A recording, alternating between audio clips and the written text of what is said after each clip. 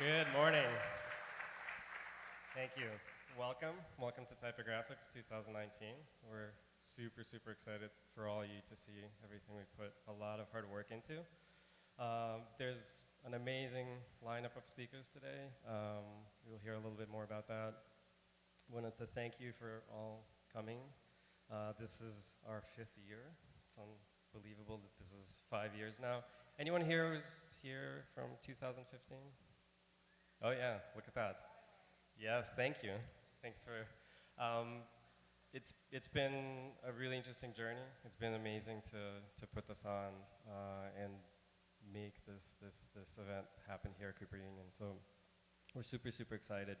Obviously, this couldn't be possible without Cooper Union, Type of Cooper and Dual Balance Center putting this on to put this event together.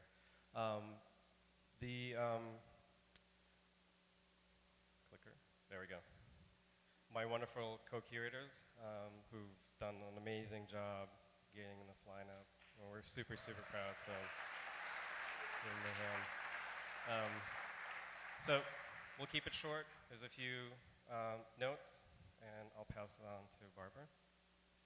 Thanks so much for coming, and we'd like to thank our sponsors, the platinum sponsors, Heffler and Company, Adobe, and Google.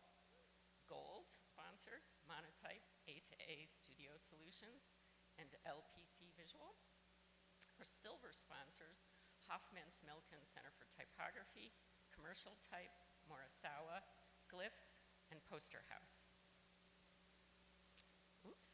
Our lead sponsors, not lead, this is a type conference. We don't want those. Yeah. Brass sponsors, and Pixel sponsors. Oh, and our association and media sponsors.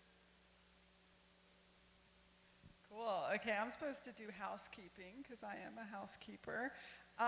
The first and most important thing for you is the network and password. These are secret.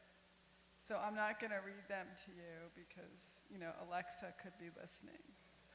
So make a note of the secret information. Every day at the end of the conference, there is a speaker roundup Q&A. So please hold your vital questions to the end. That will be moderated by some of us, and you'll have a chance to ask questions of the day's speakers. There will be bathroom breaks. This is a big innovation in our program. These breaks are 15 minutes long. All bathrooms at Cooper Union are gender neutral, so choose the one with the shortest line, okay? Another pro tip, if you go across the street to the building that looks like a spaceship, there are more bathrooms, and also that's where the exhibition and goodie bags and the book fair tomorrow, a lot of things will be over there. So in that 15 minutes, you might be able to pee or poop. Type Lab is super exciting, and the schedule is online. Don't look at anything in print because it might not be up to the moment. So check that out. And then the book fair. We love books. These still exist. They smell good. Touch them. Saturday is exclusive to people with these beautiful badges. So be sure to check out the book fair tomorrow.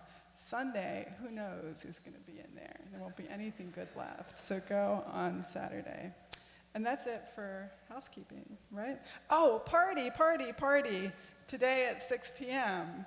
After all the questions and all the answers, there's a party. And that's over across the street, too. And you'll get to see great stuff and hear great music. Okay? Yep. Thank you. I'm the Cooper Union guy. That's my job right now. Oh, thank you. I'm the dean of the Cooper Union School of Art, and I'm also a graphic designer with a love of type and lettering. You're here with Cooper Union while we're celebrating our 160th anniversary. So let me get a round of applause for that.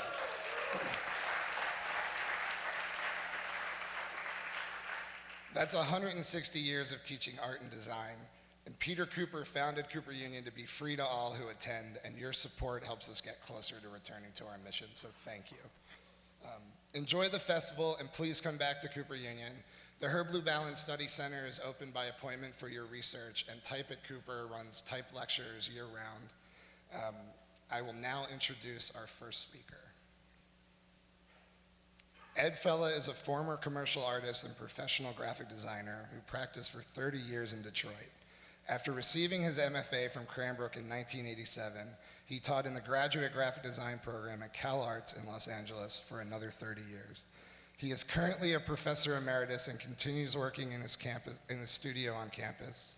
Ed's work stubbornly resists categorization, although freely partakes in the conventions of typography, photography, illustration, and fine art.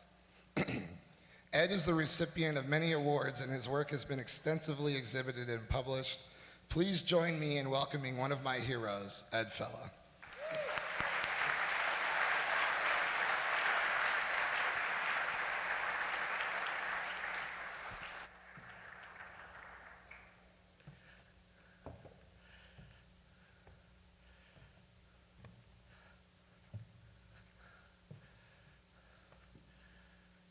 Okay.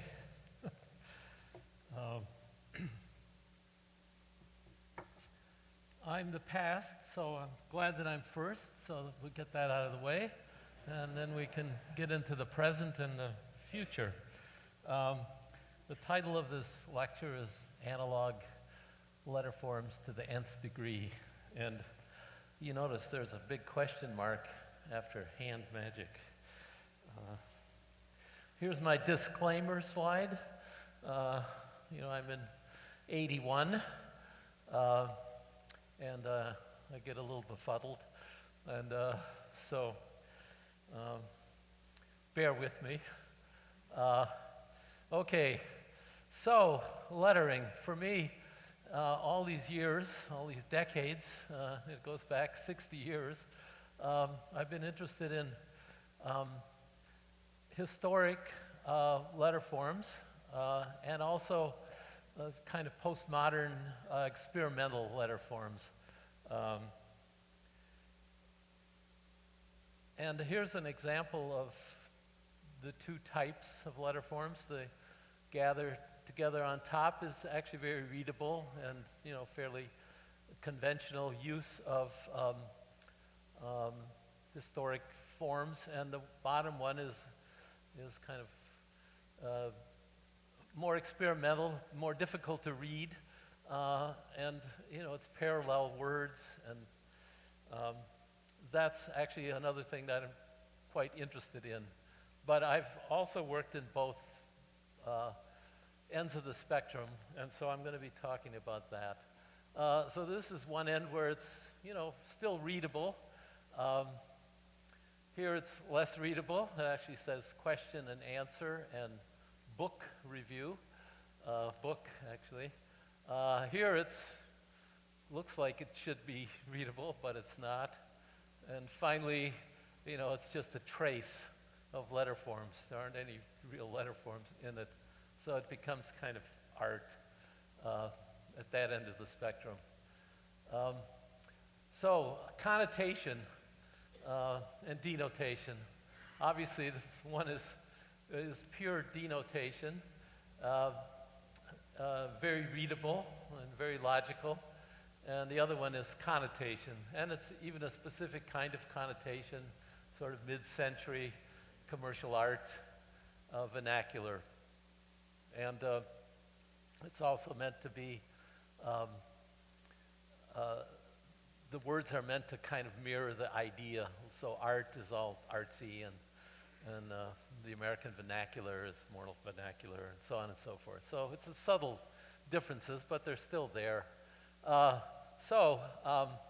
Connotation and denotation. I did a lecture here in New York in the 90s during the culture wars between postmodern and modernist typographer with Massimo Vignelli and me. So when Massimo saw this flyer, he said, "That's the problem with postmodern typography, you can't read it."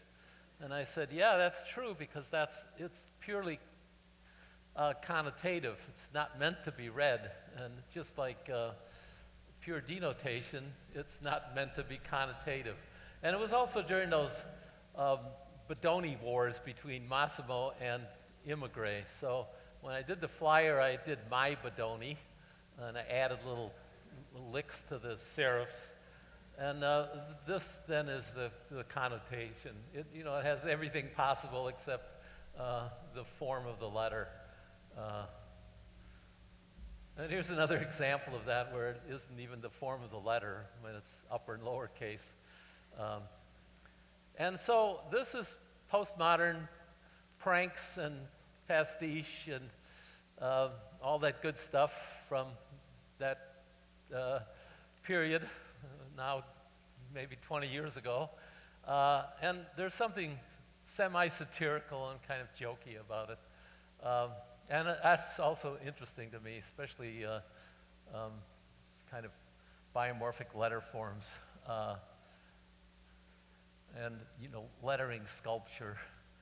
And so I'm going to be talking about letters and letter forms in this lecture. And my trajectory, as mentioned, was from commercial art and professional practice and to teaching in a kind of art design.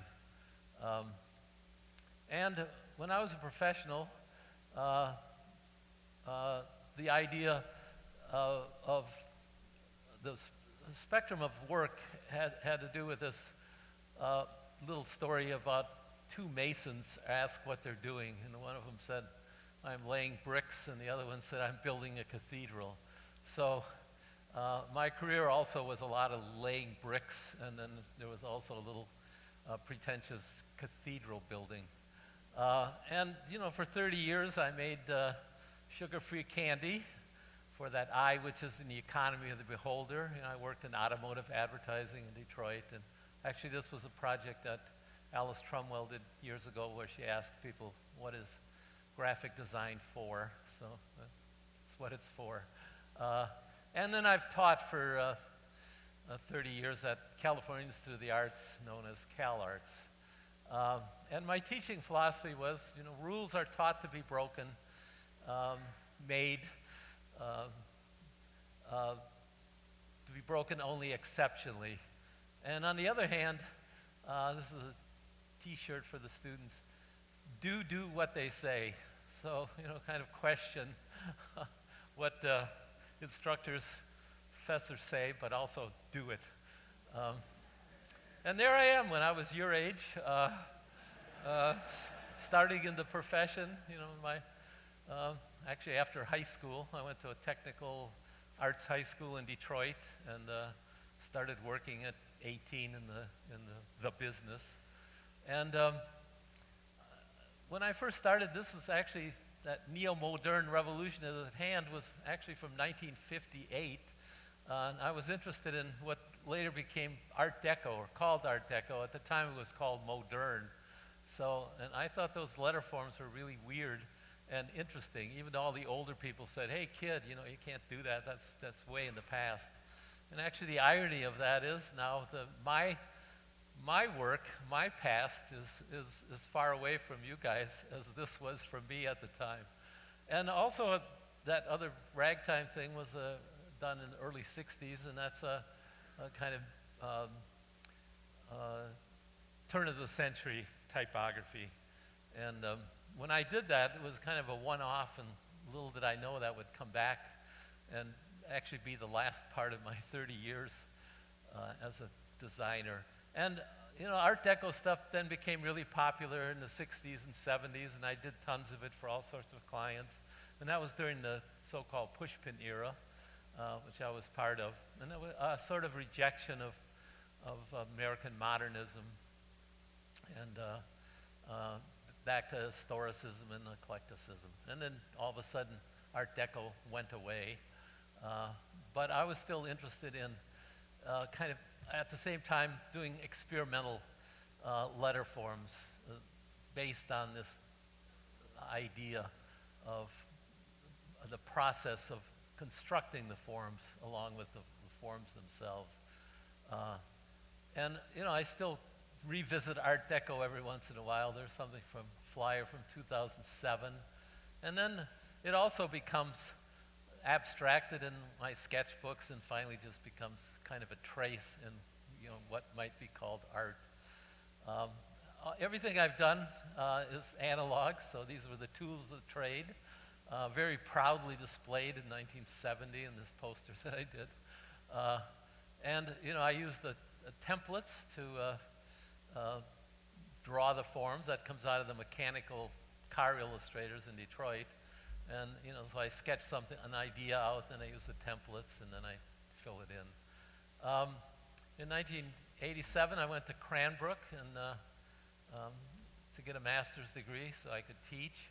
And these are some student shenanigans that we did, that deals with the kind of the issues that we were talking about at that time. And so the mid-'80s was kind of the height of postmodern thinking and experimenting.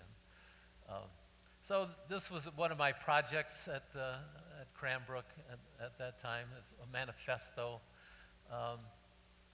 So I did it in hand lettering, and it asks like 10 to marginal features. What can't it mean? I can't even read it anymore. Anyway, indulge yourself in the same self again, anew, and anyway, it's a kind of postmodern manifesto.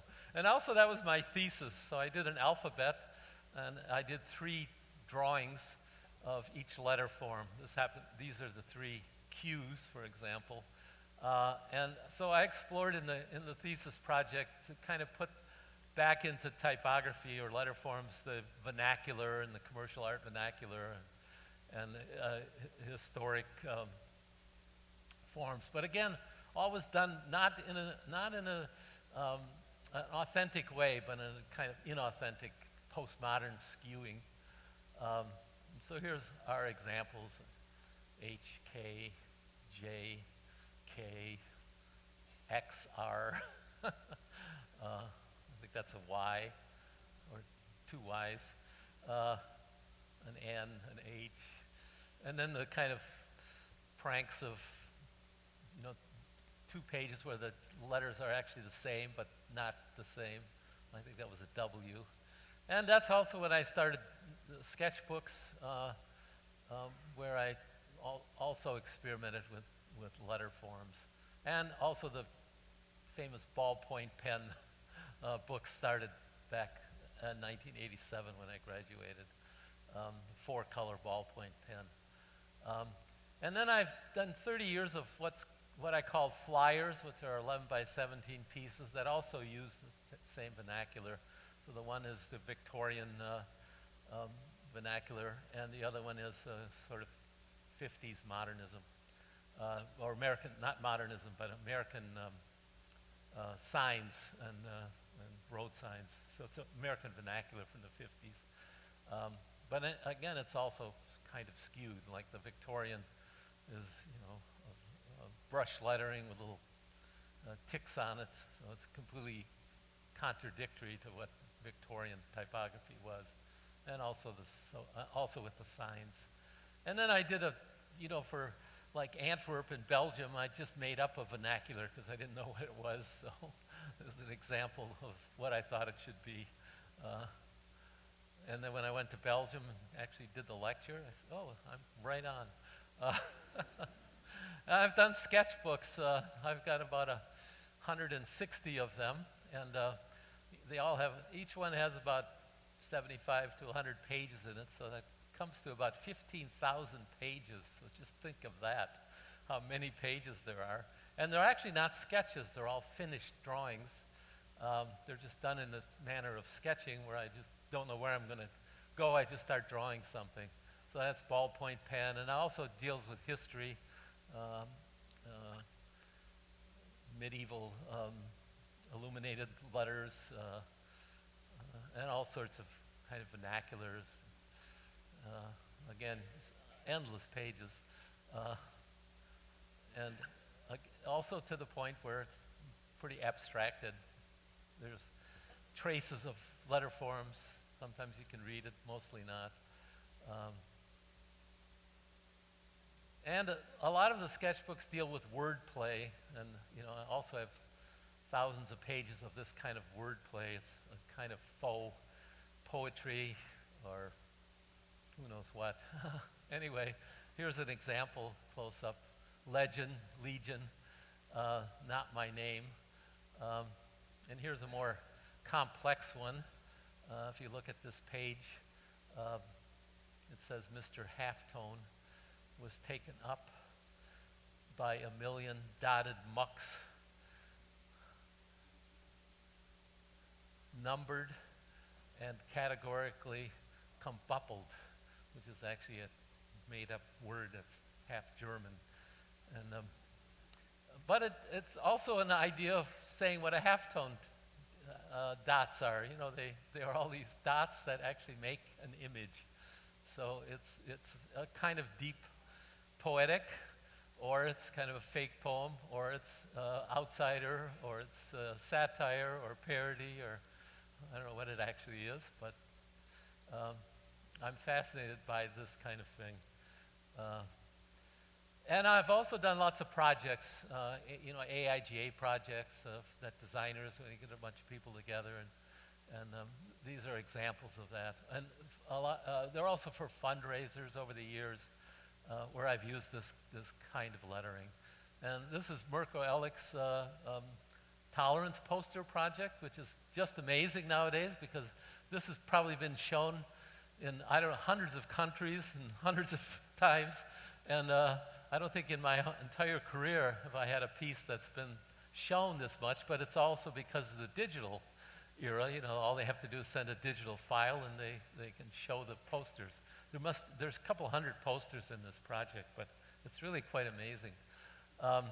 Here's another one of where designers were asked to do a logo for the Design Museum in Barcelona. So I just did the bits and pieces that would make a logo. Plasm magazine years ago, using the word plasm. Here's a Japanese magazine from 2005 where the designers did pages for it, and then they did a logo on the cover. Mine is the second one down, and then there's the page. And this one has been very popular. It was the AGI conference in Seoul, and it's Hangul, and it says Hanta lettering in phonetic Korean. And this is a fictionist typographics project that Eric Bratt did in Minneapolis on his garage. He did hundreds of designers did pieces for the garage. And then I did a collaboration with the same thing with Elliot Earls at Cranbrook, so it's kind of half Elliot Earls, or maybe more Elliot Earls and me. And here's a really arty one for a gallery in London. This guy had a project called Marbled Reams. So he would get artists to do a ream of paper, or an illustration, then he'd make a ream of paper and then he would marble the edges of it. So this one says marbled reams, garbled screams, wobbled dreams. So it's lettering that's cohabits the same space, different words. And this was a great project. Somebody in Venice asked me to do 5 big posters about Venice, and I said, well, I don't really do work anymore. But I said, I already did them. I said, they're in my sketchbook. So I picked out 5 drawings from my sketchbook, and they printed them in these huge posters and put them on the street. So here they are, or a couple of them. So they just kind of suggest Venice. Actually, it was perfect. The guy loved it. He said, oh, you feel Venice. I said, yes. Anyway, so I felt it before I ever was there. But anyway, there was some more, and there was a close-up on one of them. And of course, I've done endless T-shirts. And one day I got a call from somebody who said, would you letter Supreme? And I said, I didn't know who Supreme was, so I had to ask my granddaughter. Oh, Supreme. Anyway, so I lettered Supreme. And what's really beautiful is I gave them that fancy lettering, but then they did it in stitching. So on the actual hoodie, it was stitched. So that's really cool. Another source of this, a historic source, is what's called show card lettering, which was prominent all over the world from about turn of the century until the 50s. And it was amazing stuff that was just lettered.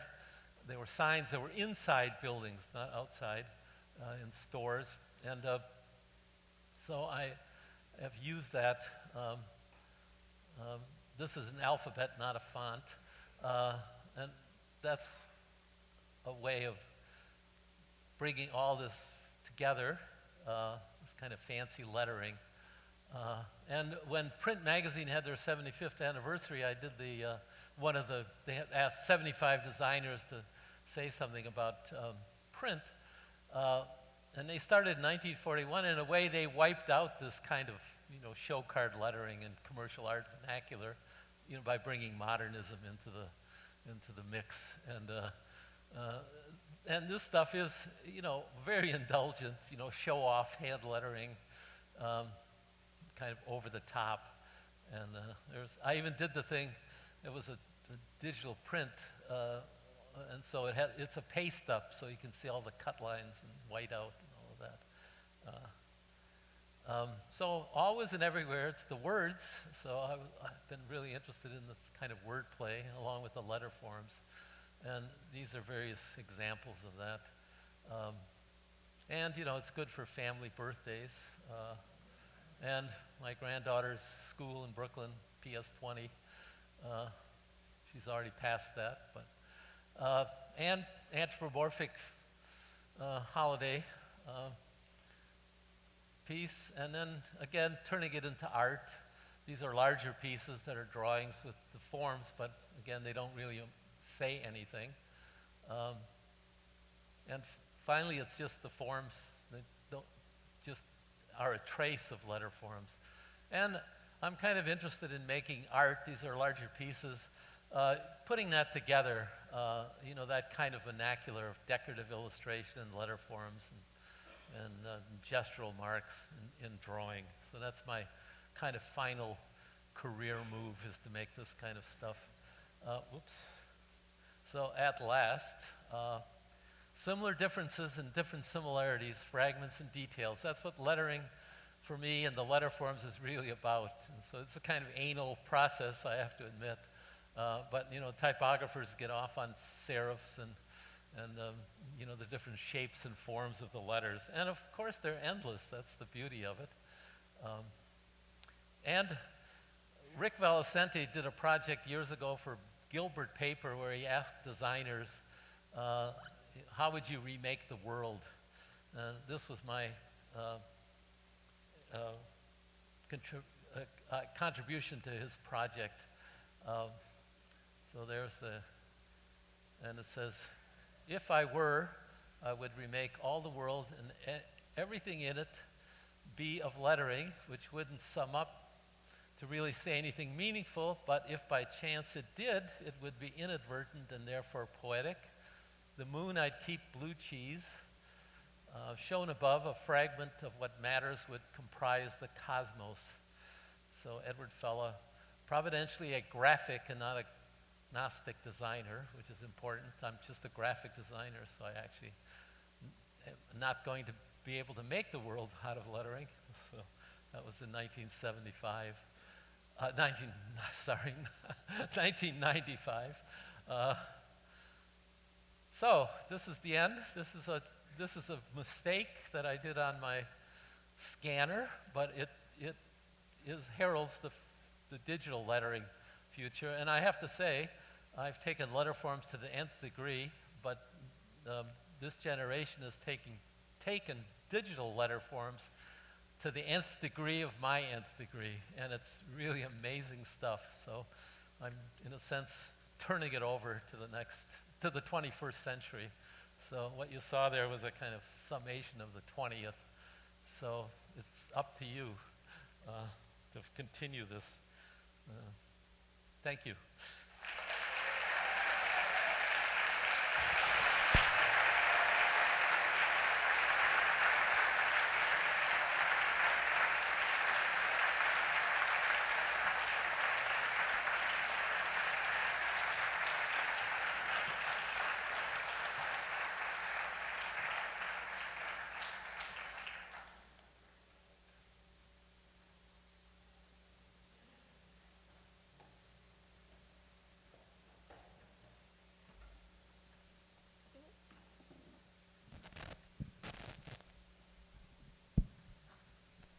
Thank you, Ed. Round of applause for Ed, please. Thank you.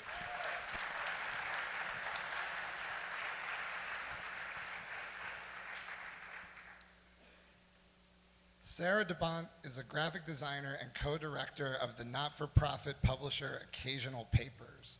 Recent commissions include the identity of the Taipei Biennale in 2018, a catalog for Jessica Stockholder at Central Museum in Utrecht, mobile designs for the Welcome Collection London, and a new website for the Flemish Architecture Institute.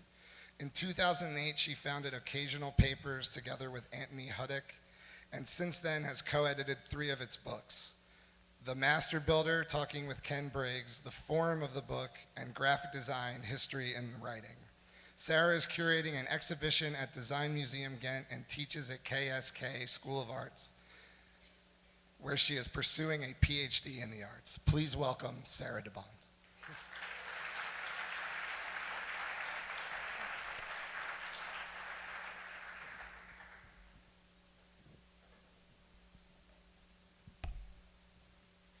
Hello. Hi. I can't. Is it on? Yes. Hi. I'm Sarah, and thank you for inviting me. I'm a graphic designer. Thanks for the introduction. I was born in Belgium, and I studied graphic design there. But then I moved to Holland, where I did some more studying, and then moved to England, to London, where I moved for a job and ended up staying for 13 years, and recently moved back to Belgium about 4 years ago. And when I moved back to Belgium, that was because of family reasons. We ended up having 2 kids in London, and it became unsustainable financially to raise a family and continue being a graphic designer working for a cultural sector. So when I moved back, the school where I teach invited me to do a PhD. So that's what I'll be talking about today. And it's a bit of a weird title, but I thought maybe they're intriguing words. And they're all to do with my PhD. It's about a bar, a location, multi-art, a way of collaborating, and about what you name these things, genre, how you call yourself. So those are the 3 elements to the talk. So the first one is recto verso bar, and that's about a place, about a location. And this morning when I spoke to my husband on the phone, panicking about putting this together, he said, you gotta put some pictures of your own work in there, not just of the stuff you're researching. So there's a bit of my stuff in there too. And so that's what I'd start with, which is this. It's an art center in Brussels called Wheels. And in 2008, I won the competition to design the identity. And this is the logo, which is based on the building. And for 10 years, I designed all their printed matter and also developed a typeface together with Jo de Baardemaker, which is based on Belgian road signs, because we wanted to make an identity that felt like it had always been there, that you didn't have to think about it, that it kind of felt like just it had a presence, but it wasn't over talking louder than the art. But it also was influenced by Marcel Brotaars, who's a Belgian artist who used a lot of typography in his work, and someone who I've been interested in for a long time. And we ended up using his technique for making vacuum plastic in the signage of the building. And this is another example of a Belgian artist who uses typography in his work, who you all know, Magritte. And so from then on, I was interested in, I guess I've always been interested in history. When I studied graphic design, we were taught by artists and illustrators, and we got no graphic design history or no theory of typography, no nothing. So my whole kind of professional career has been trying to educate myself in a way, and I'm still trying to do that. In 2008, when we founded Occasional Papers with Anthony, that's my partner, Hudek, it all started with this, which was a tiny exhibition in an art gallery in London at Pump House Gallery of flyers by Ken Briggs, who's a modernist English graphic designer who designed flyers for the National Theatre. And my friend Fraser Muggeridge, who's also a graphic designer, said, "Hey, you gotta go see that show, it's amazing, nobody's going, it's in the middle of nowhere." And he said, "Oh, what can we do about it?" And Anthony, my partner, who's an art historian, said, "Hey, maybe this is the way we can start our publishing company. Like, let's go and meet this guy, Ken Briggs, and make a book about him." So we had 2 weeks before the closing of the exhibition, and we went to meet Ken, we interviewed him, we transcribed the interview, edited it, designed it, and printed it in time for the closing of the show, to be able to bring all our friends to go there and see this work and celebrate him. And it was not more than a tiny little booklet. Oh, sorry, just go back. Can I go back? Yeah. But sometimes you just need a deadline to get something going, and sometimes you don't have to be like the right person to do stuff just to get something going, in a way, because like this whole PhD as well has been really daunting, because I'm not a design historian, I'm a graphic designer, but since the topic of the PhD is graphic design from Belgium and nothing has ever been done about it, I figured someone might as well get started. So I'm gonna play you a little snippet of Ken Briggs, who's talking when we were interviewing him. Did say, why don't you give a talk about what we do? And so I did. And I tried to flit it through very quickly, and there was an outcry. He said, "For Christ's sake, let's look at the bloody thing before you switch off." So I had to go back again, and I just found it too embarrassing, really. So he's talking about giving a lecture very much like this and being too shy to speak and going too fast, and the students asked him to do it again. And he was kind of forgotten when we met him. There was one piece in an article about theater brochures by Richard Hollis where he was mentioned. But I think it's quite telling, and it's the reason why we started Occasional Papers, is that the histories of the famous, successful people are the ones that get repeated, and there are millions and millions of designers, of artists, who maybe were not good at promoting themselves, or who are too shy, or for other reasons were being forgotten. And those histories from not only graphic design, but also fine art or filmmaking are what we're trying to share with Occasional Papers. And following that, I was invited to curate a conference at another amazing place called St. Bright Library in London.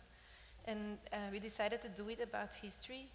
And this was in 2011. And try to talk about how we make graphic design history today from different angles. Should it be about biography? We got someone talking about multidisciplinarity, all kinds of different angles.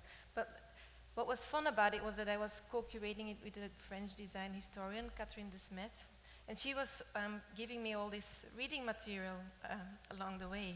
And we realized that there isn't one book that collects historiography, which is how you do writing about how to write history. So it's not case studies, it's not like this is the most amazing work, it's more like, should history be based on biography? Should it be based on people? Should it be based, what nationalities are we looking at? All the different ways of doing history. So we gathered all of that together in this book. So it was from the 1980s when Massimo Vignelli did the first address saying, guys, we need to do something about our history, until 2011, which was when we published the book. And he's also only writing in English because we didn't have a budget for translation, and we were limited to what we could read.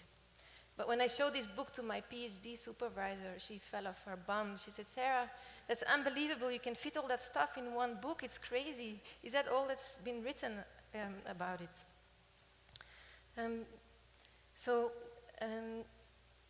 Then I moved back to Belgium, and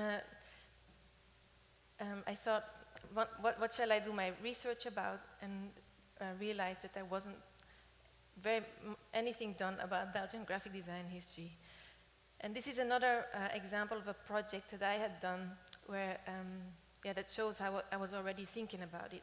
And this is a building in Brussels. So Belgium is in the middle of Europe, and in the middle of Belgium is the capital, Brussels. And in 1958, they had a World Expo, and it was quite a big deal.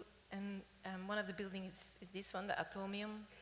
And Lucien de Rook is the guy who designed the identity for the World Expo. And when I was invited, these are some other typefaces he designed. And when I was invited to do the identity for our Brussels, I decided to use his typeface and update it and add different letters to it for the identity. As often typefaces do, type designers do, you do a revival.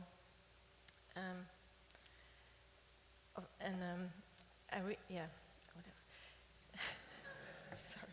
My timer is not on, so I'm a bit confused. I'll just look at the boards when I have to stop. Sorry. So this is where Belgium is. A lot of people, in Belgium we have a joke, like if you say to an American, I'm from Belgium, they say, is it in Brussels? So I thought I should put a slide showing that's Europe. Belgium is in the middle. It's a tiny country. It was founded in 1830. Nobody really was asking for Belgium. It's true. It was a part of Holland, and there was an uprising against the Dutch cruelty, and so the British people decided to make a country to have a buffer between France and Holland, because they didn't want France to then occupy it and have more power and get closer to the UK. And then they put an English nephew on the throne. So Belgium exists of two parts. It's a Dutch-speaking and a French-speaking part who don't get along. And in the middle is Brussels, who's owned by everybody. In the elections last month, the top part voted extreme right wing, and the bottom part voted green and socialist. And now we have to try and make a government. We'll see how that works. So this is the one book about Belgian graphic design history that was in existence. And this is a book that I've always cherished. That's the one book that I was reading when I was studying, which is Graphic Design: A Concise History by Richard Hollis. And at the back of the book, he's got an overview of all the countries he's looked at. And as you see, there's Central Europe, France, all the neighboring countries, but no Belgium. And I put this in there because in the book, he has a beautiful Cooper Union logo by Herb Lubanin. But I put it there because in the book, Richard Hollis says that graphic design kind of only started in the middle of this century. So I decided to start my research vaguely there, after the Expo 58, and ended kind of roughly before the computers came, so late 70s. And so I have no training as a design historian, so I just started Googling and searching in archives and found this archive, the Letterenhuis, and realized that a lot of these archives are built around biographies, they're built around people. So yeah, one of the things I did was go and meet these people. A lot of this generation are still alive. Nobody knows about them. Let's go talk to them and find out what they've done. And looking at other projects abroad, like this one by Dutch graphic design, or this one of New Zealand graphic design, you realize that that's exactly what maybe I shouldn't have been doing. And there's also this movie about graphic design in Canada that just came out that repeats the problem that if you base it on biography on people, you kind of go for the more successful ones in a way. And in fact, the problem is, what I'm not saying is that you end up with the same white male guys. And how can you go around that when those works are the ones that even end up in the archives? And so I've talked about this issue before, and I was at the design conference in Antwerp recently, and one of those guys was in the audience, and afterwards he asked the question. He said, yeah, but there were no women at the time, you should stop going on about it. And this is the flyer of his company, which I found in the archives, and there is the woman who was working in his company. Yeah.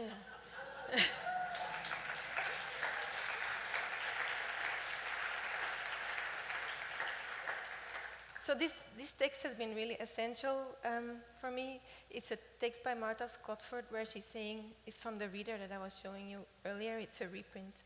But she's saying we need to do messy history. Rather than retelling stories of he did this, he did this, he did this, we need to kind of look at other people, look at people who are assessing people, and yeah, make it messy. So this is my archive, which also is still based around people, because how else are you going to organize it? So I went back to the expo thinking, okay, I don't want to go via Lucien de Rook, the guy, how else can I go? So I looked at, I started looking, maybe it's not about people, maybe it's about places. So this is an example of an exhibition that took place at the same time as the expo, organized by a group of artists who were protesting about not being included in the exhibition.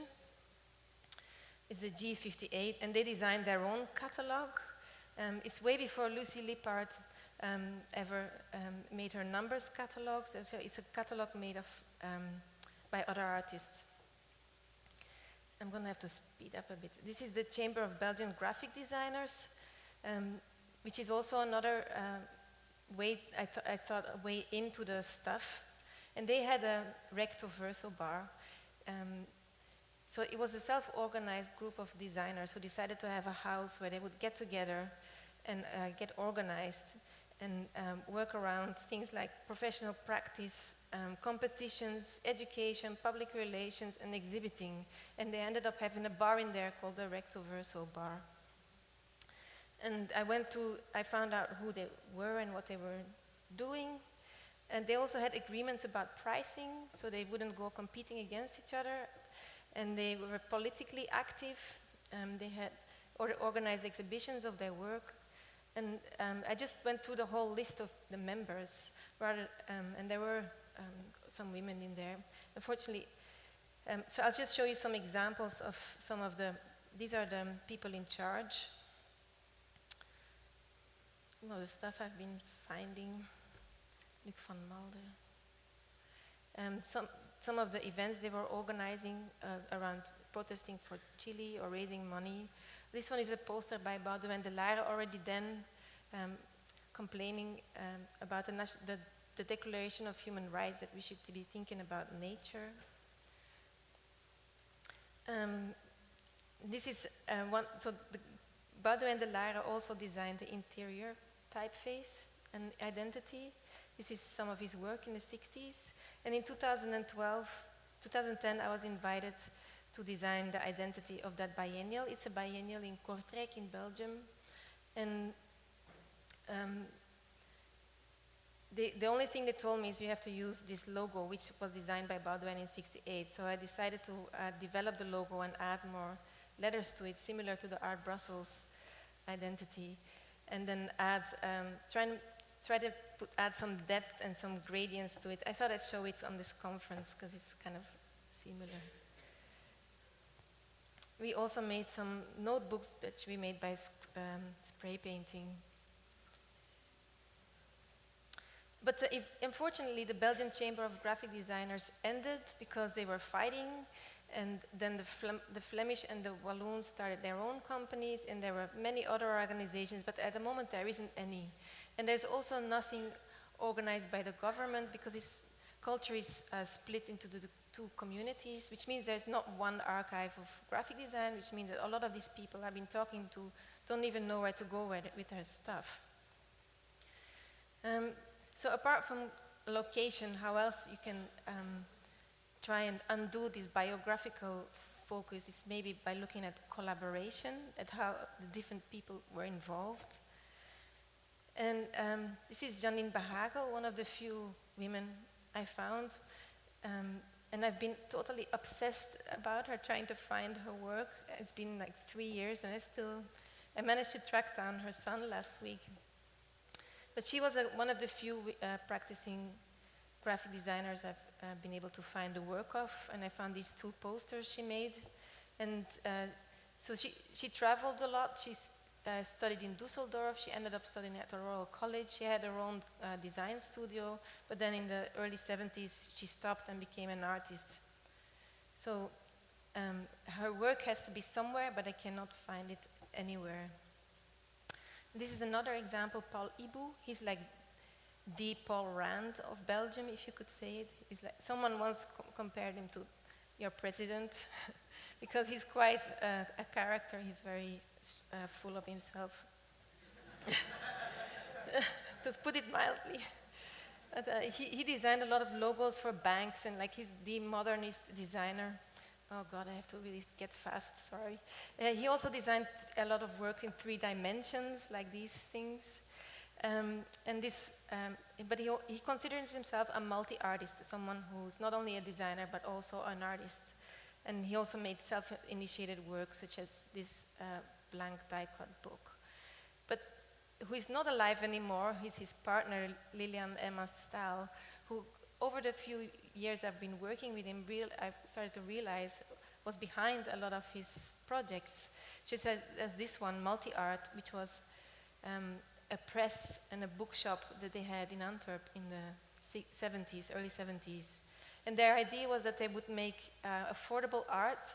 They would collaborate with artists, commission them to make a paper sculpture, and print it in a few hundred copies, and people could buy it for affordable prices, have it at home, and have multiple ones that were traveling. So this is the shop.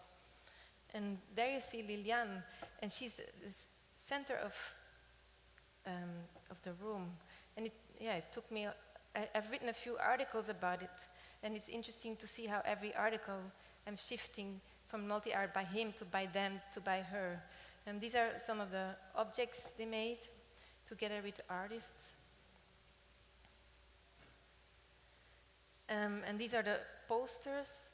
And I went back to the archive last week to try and find some more images, and discovered even some instances where Paul Hibou had taken out the name of the other designer she collaborated with and put his own name on it. So he's active. People, and he's being celebrated as a Belgian graphic designer, but really he didn't do it all alone. And I also don't want to say that she did everything, because he was totally part of it, and it's hard for me to guess exactly where the boundaries lie. But, I'll just keep this. This is a book I did in 3 dimensions, so I put it in there to show you some of my work. This is another example of a collaboration between an artist and a designer. That's going back to Marcel Brotaars, who I showed you in the beginning. It's an invitation card where Marcel is announcing to the world he's going to stop being a poet and become an artist. He then became a really successful artist. And it's overprinted onto magazines. And he's saying, me too, I'm going to earn some money in the world. And this invite is worth thousands of dollars. It's in the collection of MoMA. And yet, when you look at the MoMA website, it's co-designed by Marcel and Hanosse.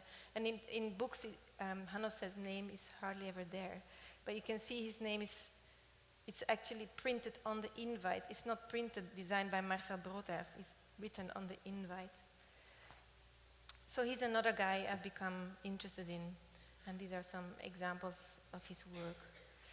And the last part of the talk is Jean Pleur, which is a different word for Jean-Jacques Stiefenhofer, and it means, Jean Pleur means, it's a reference to Jean-Jacques, which is his name, but it also means Jean Pleur. It makes me want to cry. And he put it on his designs when he wasn't happy with it. You know, you only put, you put your name on something when you're proud of it, but there's a lot of design that's being done that's uncredited or that's, credited wrongly or whatever, and how can we include that into our research? And this example is another funny one. Is a lot of these posters in Belgium have got a label on it which says Vrij van Zegel. It means there's no stamp on it. And I was told a collector in Japan who once emailed one of the archivists saying, who's this designer? No stamp on it. I really like him. So I've been also trying to go to other archives like these from the Socialist Party or about national elections to try and find work that's not under someone's name, that's anonymous, as beautiful design, but how can we include it somehow in this history? Um, I'll just skip that. And, um, and the other way we could think about it is maybe to go to teaching to places like this. So I've also been requesting all the names of the people who graduated and looking at all the female students and trying to find them this way.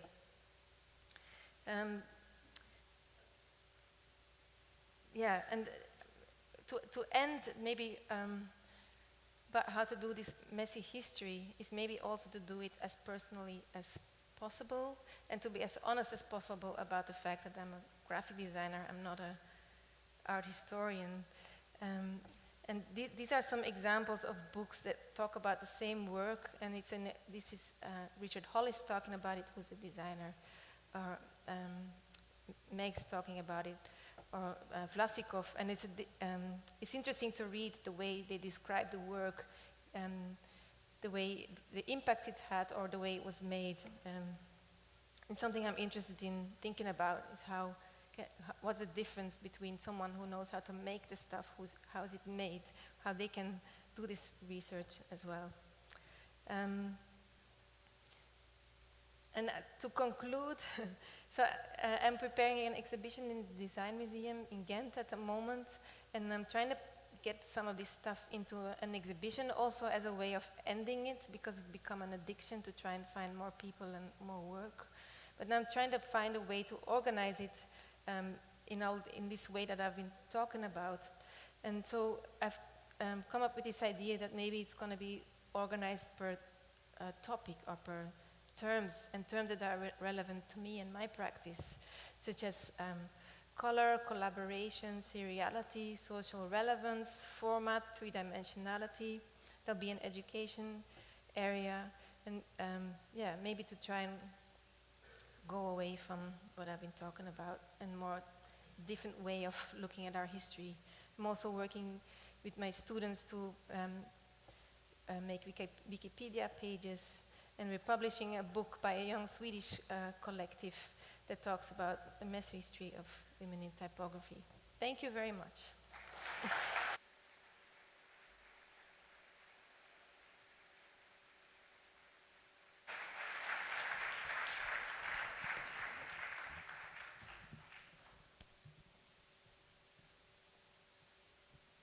I've been told to stand in the middle. Thank you, Sarah.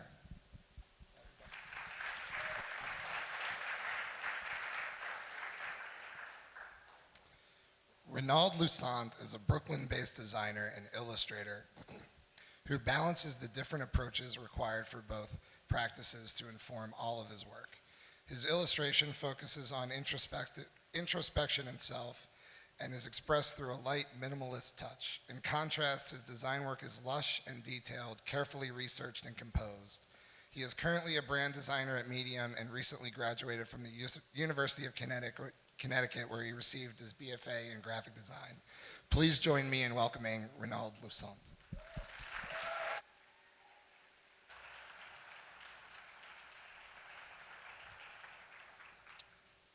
Hello, can you guys hear me? Yeah? Cool. Hi, my name is Renaud. Like Mike said, I am a brand designer at Medium. I'm really happy to be here. Thank you to everyone that brought me here, Alexander, Ellen. It's been really great. You didn't have to do that, honestly. It's really nice of you guys. So today I'm going to talk about introspection and how that kind of informs my work. I quote this piece from James Baldwin when he talks about the moral responsibility of an artist, and he talks about how, before you can really conquer the world, the physical world, you have to kind of really understand yourself a little bit better. And through the projects that I kind of made personal work and some of my thesis work and some of my early work, I just found that had really fueled the kind of work that I wanted to do in editorial, and I'm really excited about telling stories in general. So yeah, I'm just going to take you through a few projects that I have done in the past couple of years and just show my creative process. So to start, I got interested into graphic design at a pretty early age. I was about 12 or so. My brother went to a high school where he went to a trade high school where he did graphic design as his trade, and I found out what Photoshop was, and that was really cool. And then I found out what MySpace was, which was fun, and then a lot of the graphic designers on MySpace I kind of envied, and I was like, oh, I actually really like doing this, and so I just based a lot of my work on like the form of what I was seeing at the time, and using fonts and not really knowing what I was doing at the time, but looking back, I'm like, oh, it's not that bad actually. But yeah, it was really fun to do all that stuff. I spent most of my summers like in high school just kind of working on personal projects like this, and with a lot of selfies with my point and shoot. But yeah, fast forwarding to almost like 10 years later,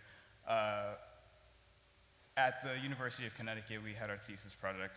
I had my thesis project that I wanted to really tackle the idea of homophobia in the black culture, specifically with men, and also the color pink, because as you'll see in my work, that I really like the color pink. And I wanted to tackle that as like a really broad thing, like a really intensive case study with an exhaustive title, but I only had a semester to work on it, so I figured I should probably tone it down a bit. But when I started to put the project together, I started to realize that as I was writing about my own experiences and trying to figure out what I wanted to say, it actually started to inform my work in a way that I didn't actually know it could before.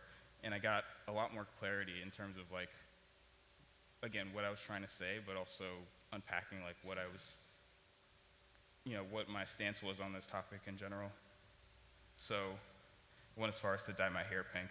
It was a dark time.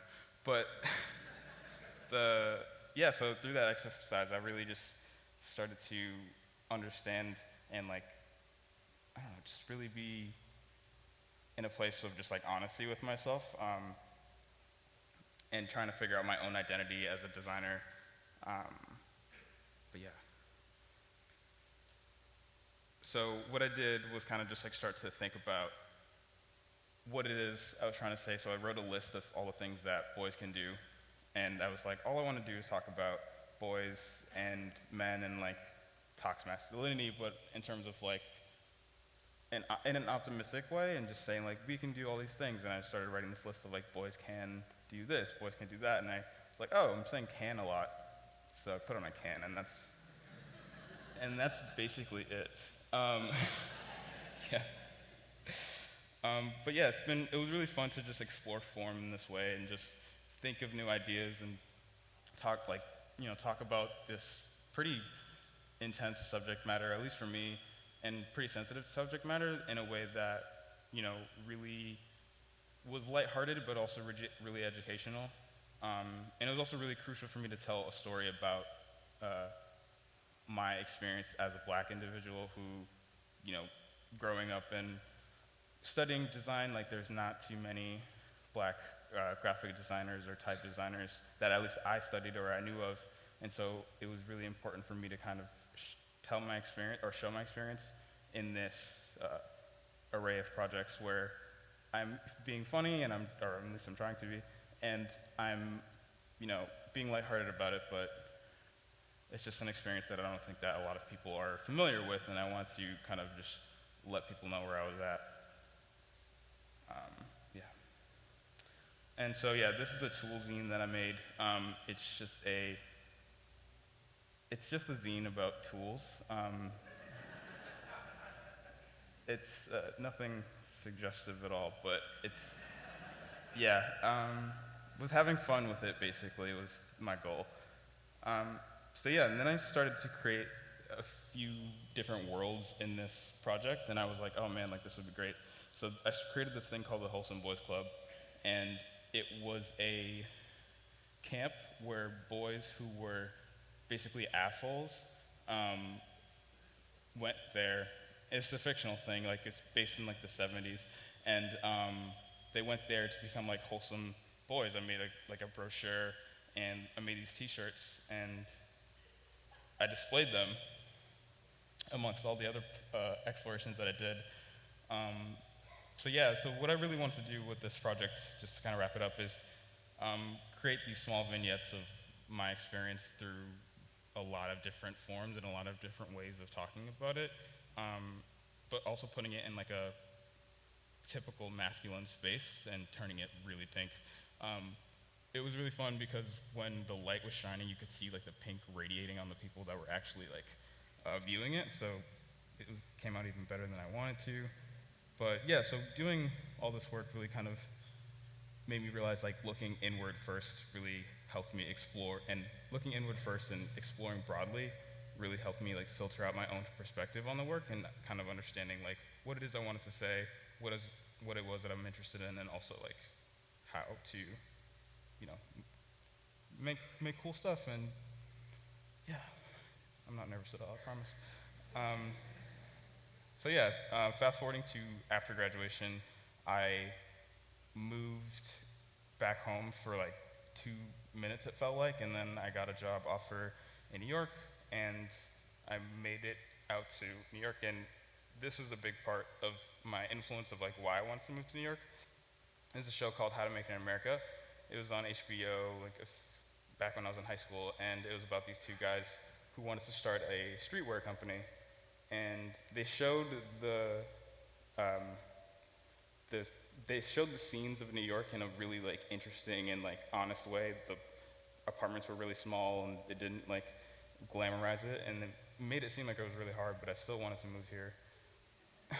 So one day I was just thinking like, oh cool, I finally made it. Like I want to just make a poster and kind of say like, hey cool, I'm here guys.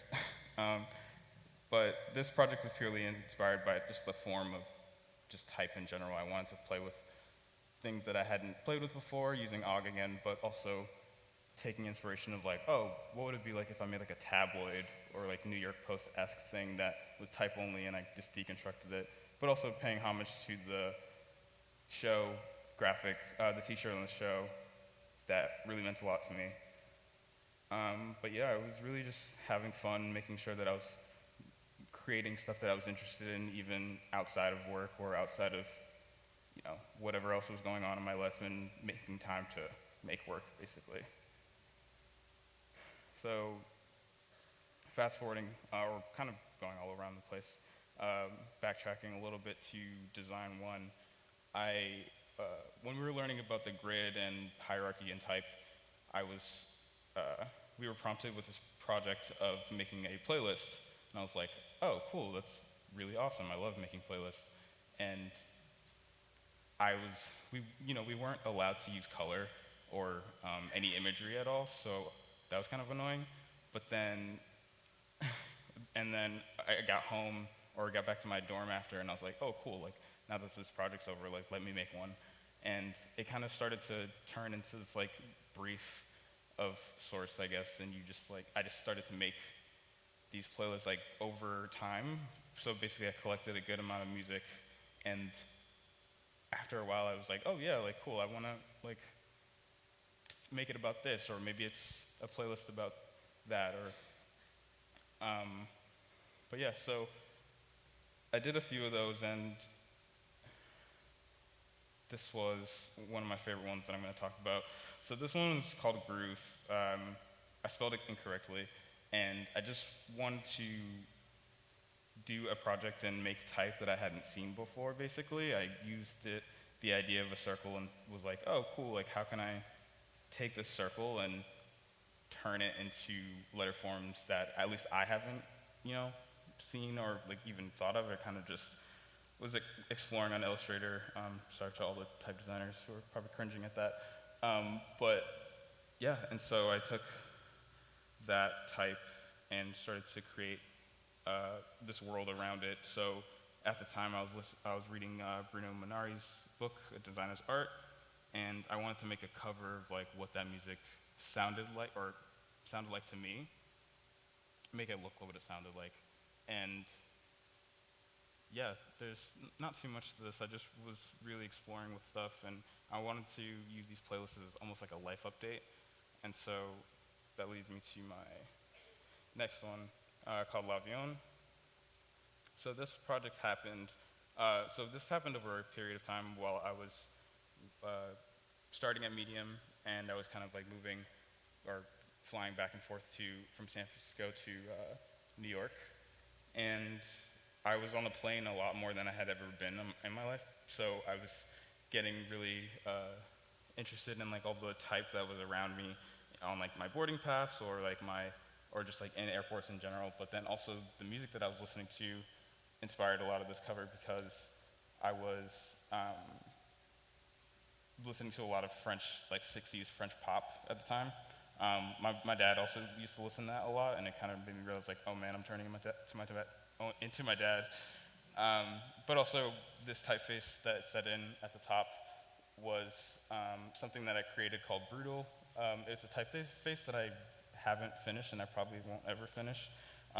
But again, just exploring different ways of making type and using a lot of different typefaces on the cover too. Like I'm using Windsor and Futura and Eurostyle, but also taking like imagery from the boarding pass, like my barcode that I just cut up and kind of made into that, and the metadata also is like inspired by my boarding pass, but also is accurate information of like what actually what reflected on my boarding pass, which was interesting to me because I started to realize like my love of storytelling in general and translating it through type and taking that metadata and turning it into that like aha moment in a way if you kind of like really read into the details. So yeah, this is something that I really just did for fun, and I'm really happy to talk to you guys about it because I never thought I would talk about playlist covers in front of a live audience, which is cool because I just do them in my room. And so, as I kind of just like go through all these projects, and especially as I was like putting it together, I started to realize that, James Baldwin was kind of right when he said, the role of an artist is to kind of just take what you know about yourself, learn more about yourself, and really just, like, I don't know, what am I trying to say? The idea of just taking more, sorry, I'm kind of losing my train of thought. So basically just my introspection, helping me understand how to, better myself and also tell stories that will better connect with people, because I was really interested in human connection in general. And I think that, in order to tell better stories and begin to know yourself, you can't really begin to know and understand others before you know and understand yourself, is what I'm trying to say. So, yeah, that brings me to my work at Medium. Also, I just wanted to say too that I could not have done any of this work without the help of the brand team and the whole design team at Medium, who are graciously here today, which is awesome. Thank you guys for coming. But yeah, I was really lucky enough to work on projects that had so much expression. We did a series of collection covers, and we took curated stories from the edit team and made these covers, and we did them pretty rapidly. It was really fun to just kind of like bang them out like two every week or so, and just make these things that were being broadcasted to the wider audience, but also was just about these really specific topics that were kind of awesome to be a part of. And it's fun too because I started to when I started at Medium, I didn't really know that I would love editorial design as much as I do, because it is a really big responsibility. Like, you're translating these stories for authors and kind of visualizing them for them, and it's a big responsibility just in terms of making sure you get that right. And a part of that introspection that really fueled my work in the stuff before really helped me kind of understand, like, being objective and also being honest and being genuine about the work helped me kind of be sensitive and objective to other types of work and other types of stories. And I really want to help people tell these other types of stories and visualize those things for them. And yeah, you gotta be on top of that really. But I think that with that too, like with this being like kind of sometimes people's first touch point with these stories, like when you go in a bookstore and you see the books on the shelves, or you see these covers on the site, you're like, oh, cool, like what is that? And that is kind of what brings you in there. So if you can do that and also resonate with them as a person and resonate with the story, then I feel like you've done your job well. But yeah, I'm just gonna go to a few of these. This one is the first one I did actually. It's called Man Interrupted. This is a collection of stories about the meaning of masculinity today. So again, it kind of just like ties into all other things that I was interested in. But I wanted to use this type to kind of just show how, the legacy of masculinity has kind of been and make it pink again.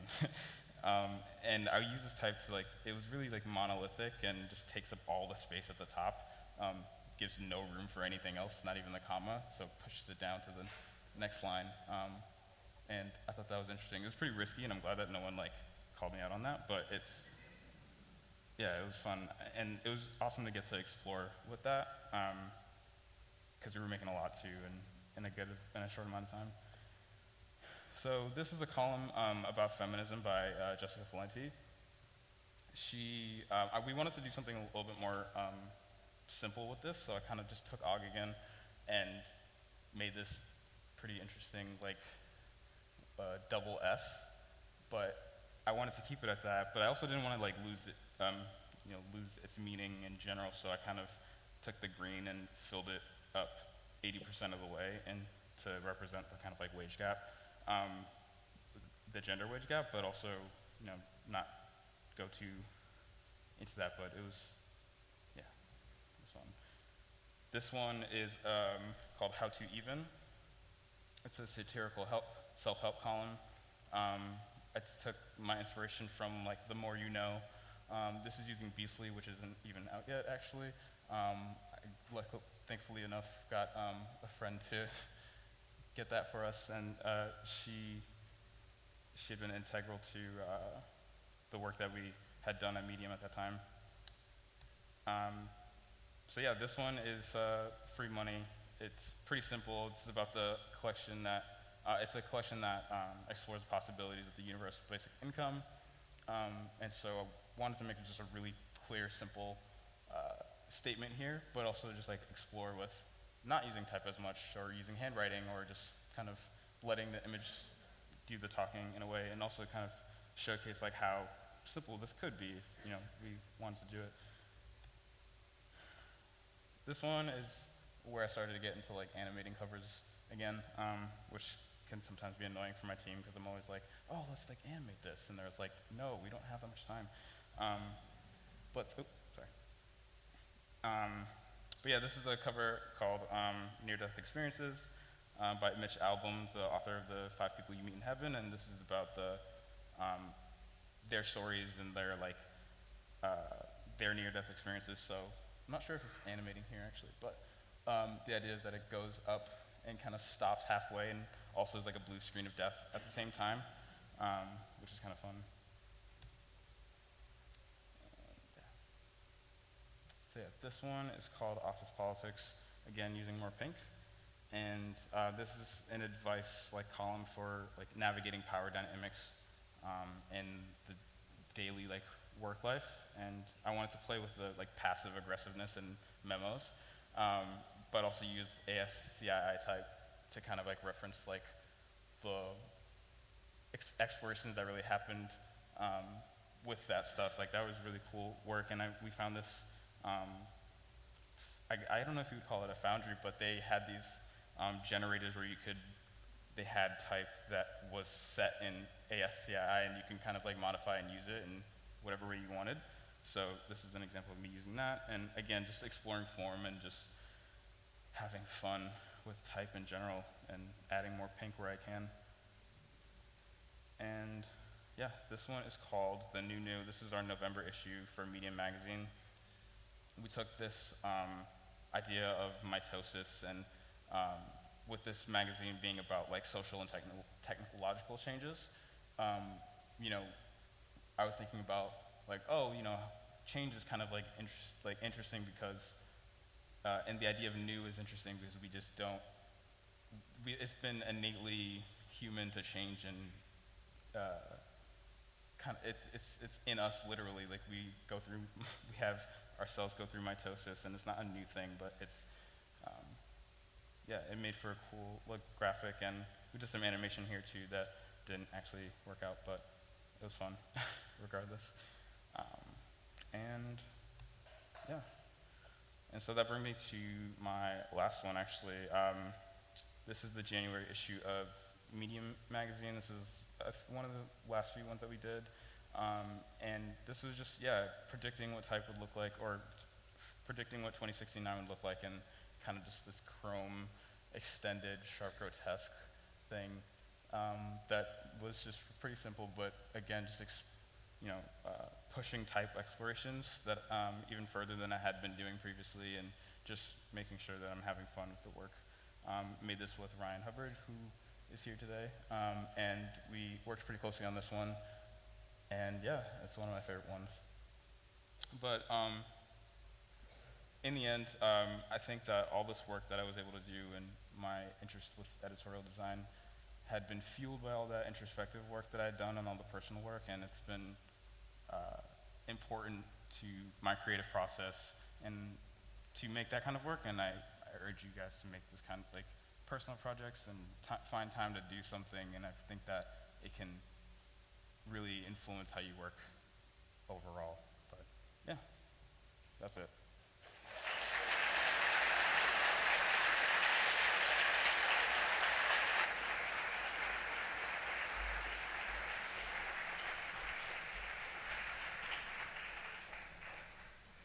Thank you, Renal.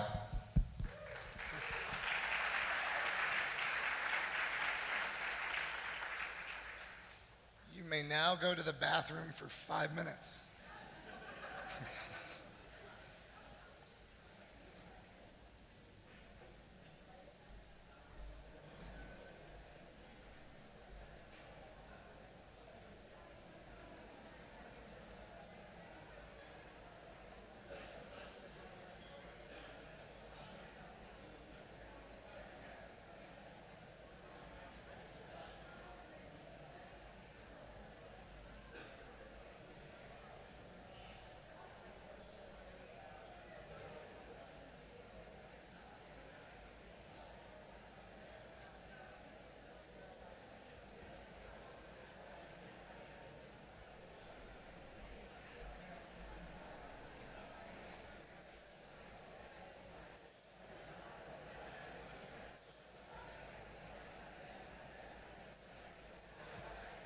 Hello? Please return by 11:25. Thank you.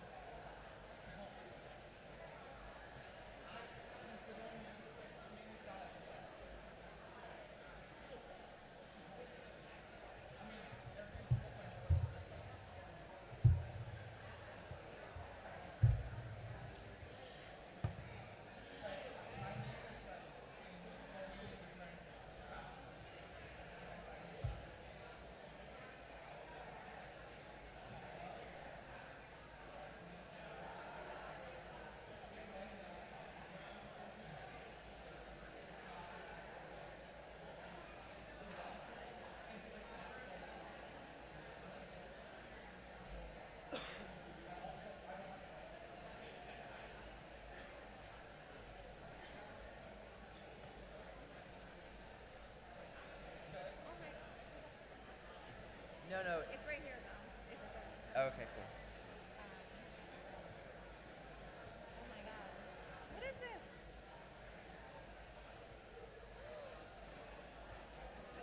I don't know. Let's do one of these. The login screen had opened before. Oh my god, this can't happen. There you go. So I have to read the notes.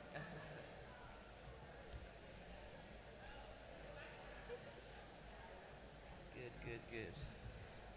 Alright, let's see. Would it be weird if I put my name on? No. Yeah, do it. Looks good. That should be comfortable. Okay. Carl, can you tell me So how wait, to see do I have to hit a button when I'm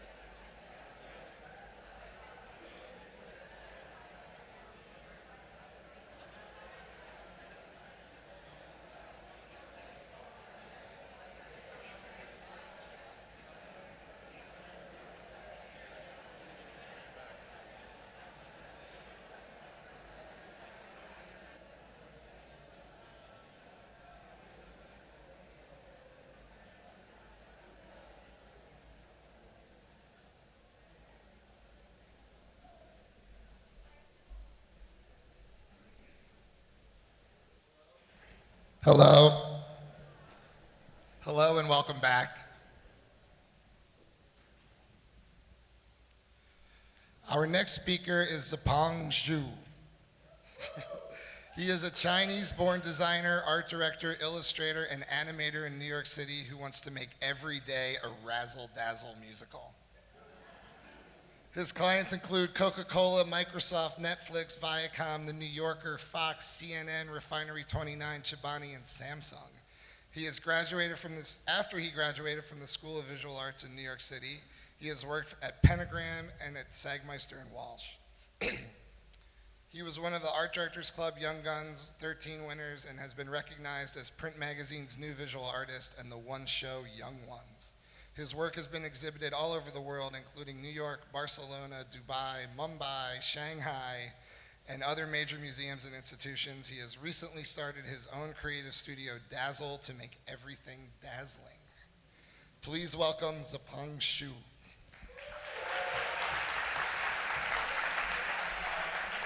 Hello. Can anybody hear me?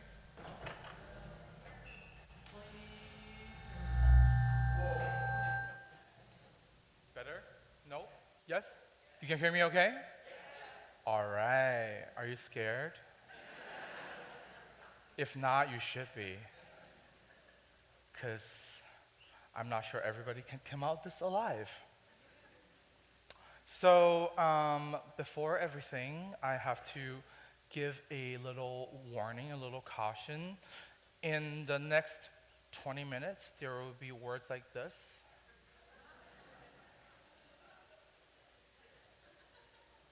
Oh no.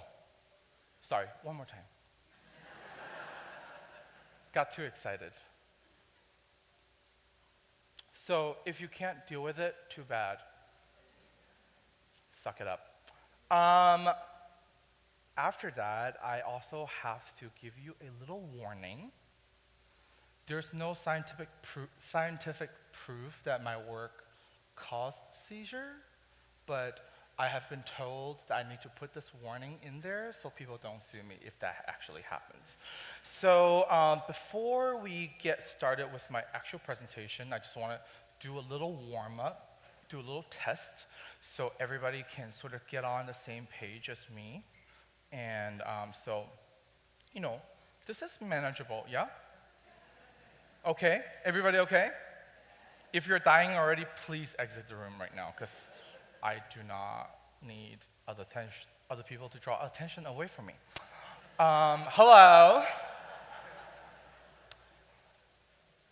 Hello. Are we doing good with this one so far? Yeah? Are you sure? Everybody? 100%? What about this one? Hello! That's how I usually talk. So, here's some flaming kisses and mois. Thank you so much for Typographics to have me here. It's honestly such an honor, and also I don't know why am I here, to be super honest. So thank you for inviting me. I just assume that you're just as confused as I am. So I am gonna tell you a little bit about myself, and then I'm gonna show you a little bit of my work. So this is me taking a selfie.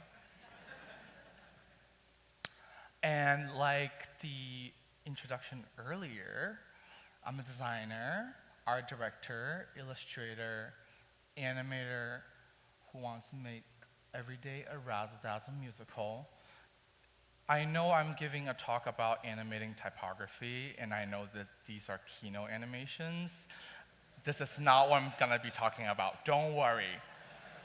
I heard some gasps in the crowd. So, I was born and raised in China, and I moved here 10 years ago and went to school at SVA. Chinese is a very different, thank you. Chinese is a very bizarre language. It's a language based off hieroglyphics. So there are just a lot of emojis, and then they combine them into new meaning. And English is not. English is phonetic, and then the alphabet themselves doesn't really have that much particular meanings. And I don't know if you've noticed, my initials are Z's. So it makes my birthday invite very, very fun and interesting. And then this is the birthday invite where everything started. So I was turning 25. I want to make myself a awesome birthday invitation to all my friends because it's the day I'm born. It's like, you should celebrate it. So I made myself this abstract Z. I was like, this is kind of cool and kind of fun. I never thought of because I actually really hate animation. I fucking hate it. So it's so great to be here talking about animation. So I was like, well, this is not that terrible. And I was like, that's pretty cool. So I started to do more. There's no sound. Sorry, guys. This one might be super loud. We don't know. So can't guarantee.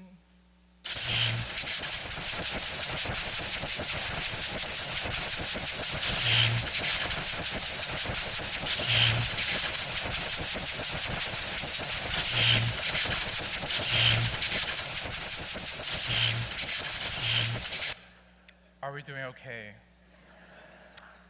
So that was my senior year project under the legendary Paula Scheer, and then that was the typography custom alphabet inspired by electronic music. But I have terrible taste in music, so in all my work, I try to avoid have music in there, and that was my solution, just to make, buzz sounds, and then just, fake it till I make it. And the way that this talk is structured is we're gonna start with a lot of letters. So this is an M that I made for Makers Club. This is an S that I made when I was sick. And then, like I said, I love my birthdays a lot. So this is a birthday present I made for myself. When I turned 26, I decided to create a set of alphabet that animate themselves into Z. Because since I'm the last one, everybody before can, join the gang. And it was, why is the E not moving? That's weird. Oh, here we go. Sorry about that. If there's more technical problems, it's 100% not my fault, but my shitty computer. So Apple, please sponsor soon. And when I was working on this project, I had so much fun because I have no parameters just to play with the form of typography. I can fuck with these letters as much as I want. Jesus, that's a difficult sentence to say. And from that, I get to really, really enjoy. Why isn't half of the things not animating? Sorry, let's try this one more time. All right, because I love that M, because that M is inspired by hot dog, just like wiggles.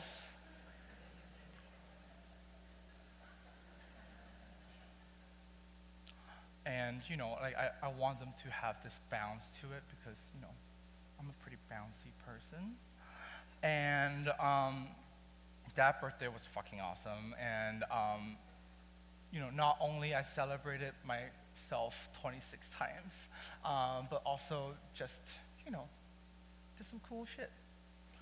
And then this one is something that I hope a lot of people can relate to, is when you wake up in the morning, you just have email nonstop coming in to you, and then it just doesn't seem to end at all, which is to me every single Monday morning. And there is something wrong with the animation. I really apologize. I don't know why it's not animating on its own. But anyways, that's some S.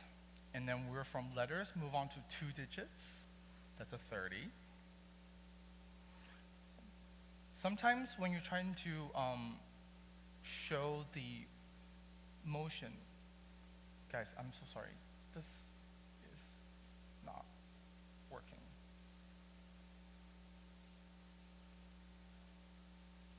I'm sorry about that. So sometimes when you're trying to animate typography, you don't actually have to animate the type itself and just let everything else animate, so it can create the sense of illusion. And this one is something that I made for my beloved and trippy city. 10 years later, I'm still here, but still just as confused. I'm sure you feel the same. And this one in particular, it's something I made for my mom. When I was working on this, I got a call from her, and she said, "Do you know today's Mother's Day?"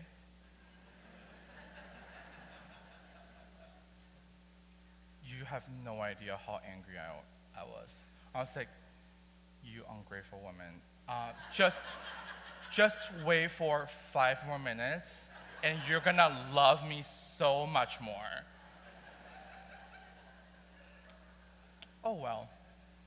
Moms, love her. And this is for the win. That's how I feel winning should win. Okay, I'm not gonna try. Just what this word should mean. And for the people that are kind of conservative and not very comfortable with, I shouldn't say nudity, but vulgar scenarios, the next one I just want to warn you to brace yourself. This is a project called TMI, and it's a interview series of people sharing their very, very deep stories within the LGBTQ community. And when I put the typography together, when I was working on the logo, I was like, wow, there's one lucky bottom. And sometimes I flex. Sometimes I like Fridays. Like Monday is my least favorite day in the world. I don't know who invented Monday. Like that person should really check themselves. But for Friday person, thank you. Like this is me like literally every Friday, just doing this. That was actually a self-portrait, basically what I'm trying to say. And I don't know if you have noticed that I'm a gay person. So, like we like Lady Gaga a lot. So this is just a birthday gift I made for her. She didn't ask for it, but she's getting it. And this is something I made for the art book fair. So I don't really read almost at all. But I feel like sometimes you need to just pretend that you do so people take you a little bit more seriously. And this is something I made in 2016 that did not work. Or help the other side, like, sorry. If it happens, it's all my fault. A gay man from China. And then, another one for Friday. I don't know if I've made it clear, I really like Fridays. I love. What the fuck is going on with this fucking keynote? All right. Sorry, I do not understand why it's not animating like the way it's supposed to be. But anyways, the one in the middle is what it's supposed to be, and then it's gonna just keep radiating very aggressive rainbow love in your face nonstop till eternity. All right, let's try one more time. Pride.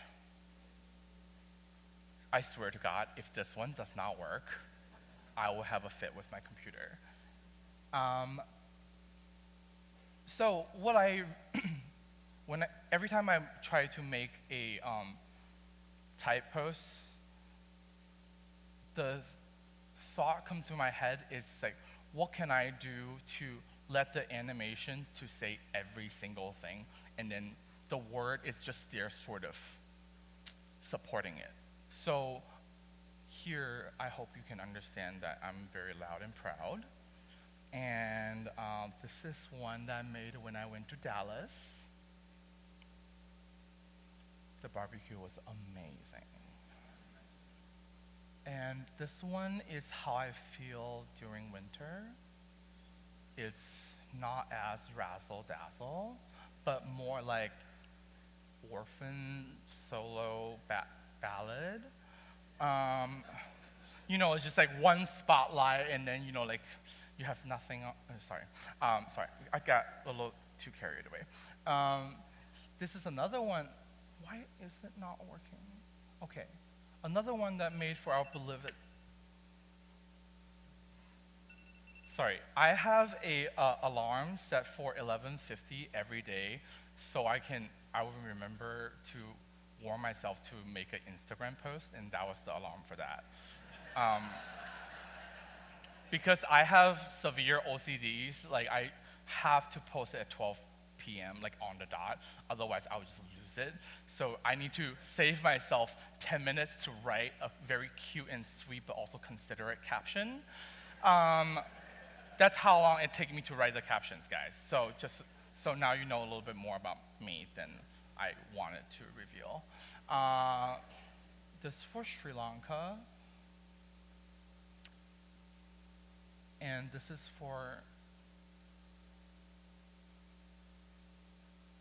how I motivate myself in like Monday mornings. Okay, I think we're running a little bit low, so I'm gonna go really fast. So this is coming down and calming down. More is more. Love is love. Oh my God, come on. Give me some love, okay? And then that's me running around in New York City. And this is Eat and Repeat, which is the story of my life. By the way, the name Zhu, my last name Zhu, in Chinese sounds the same as the word pig. So like this is a very accurate depiction, but also made my childhood very sad. I do not understand why none of these are playing, and this is very frustrating. It was okay before. So these are some silent music lyric videos I made for Billie Eilish. So like I said, I'm not comfortable of using music in general, so I just want to create some animations that represents the sense of the music. This is my sentence to a lot of cute straight men out there. Anyways, so those things are all the things I worked on my personal side, like, you know, the things that keeps me happy. And on the other side, like Mike mentioned earlier, we also have a studio. And this is my big D. If you see an asshole in the D, it's 100% intentional. So don't worry, like, you see it. Like I said earlier, like every time I start a project, I want to start with the letter form. So the first assignment that we gave ourselves as a studio is play with our D in many ways, every day. Dazzling, bang, bang, boom, boom, ha, pa, boom, Oh, by the way, last one, my favorite. Even though I'm a gay man, boobs, oh my God. Like, I understand why straight men are straight because of boobs, but not enough for me. Anyways, so I'm gonna show you some of the professional projects that we've done under Dazzle Studio. For example, we have made some trippy animation for Jet.com. We have made a Las Vegas-inspired Command X6 logo identity for AIGA. And we have also created a logo for Viacom Next. Just sidetrack here, do you know how many fucking Next logo is out there? And including the legendary Paul Rand one. So when I first got the project and I saw the name, I just took a deep breath. I was like, how am I gonna do this? But you know, I think we did it. And this is a production company called Produce that they love puns. So like, you know, they want to play with the idea of like produce and produce. So to me, it doesn't matter if you're a producer or a farmer, you're just running around every day being shadows. Does that make sense, kind of? Well, client bought it, so it doesn't matter. I don't care. I really don't care what you think. Like, I don't know why I made that sentence. This one, though, this one is when I think I am really smart. So this is the word double happiness in Chinese, and it usually is symbolized marriage. And Airbnb magazine contacted me that they wanted me to do a custom lettering for Hong Kong. And guess what?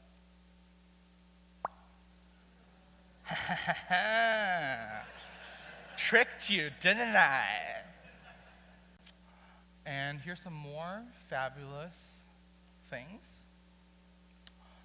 And one of the things I want to say is the reason we get to do fun and hilarious work is with the support with our awesome client. And out of all our client, I have to give the super best friend award to Mickle Type, MCKL. And this is one project that we worked on for Adidas. Mickle helped Adidas create a new variable type family that goes in different infinity width and weights. So our task is to figure out a way to really, really showcase these beautiful type. So we decided to, is it moving? Okay. Guys, I'm like really stressed out by this animation situation. It's like, what is the point of showing animation if it doesn't move? So, like I said before, one thing when I worked on animation is I really want the movement to do the explaining. So I don't have to be like, you know, this is a typography I made for Adidas, you know, like I want to make for like athleticism, like so they like, you know, move and stuff. Sorry, that's my like dumb voice. And so these are some more, and I'm gonna show you my favorite.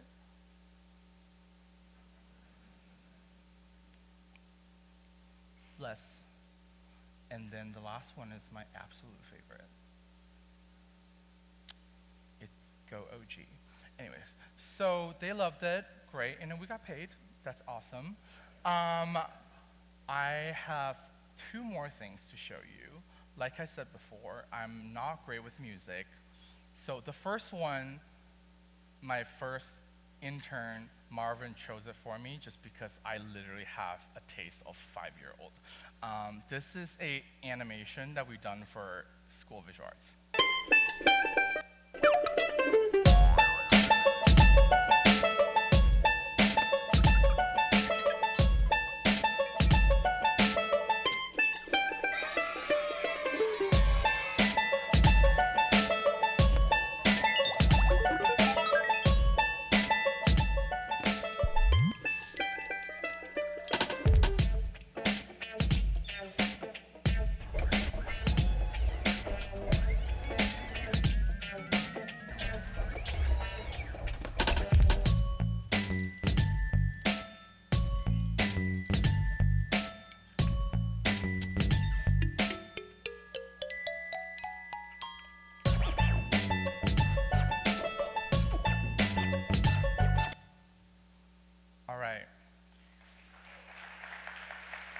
Thank you. I am gonna change the pace and the tone a little bit. It's gonna be a really harsh 180, just like a regular Asian driver. The next project has nothing to do with any of the other things I just shown you, but it's truly, honestly, one of the most difficult thing I've ever worked on as an animator. And like I said, I always start with a letter, and then here are 2,670 something letters animating together.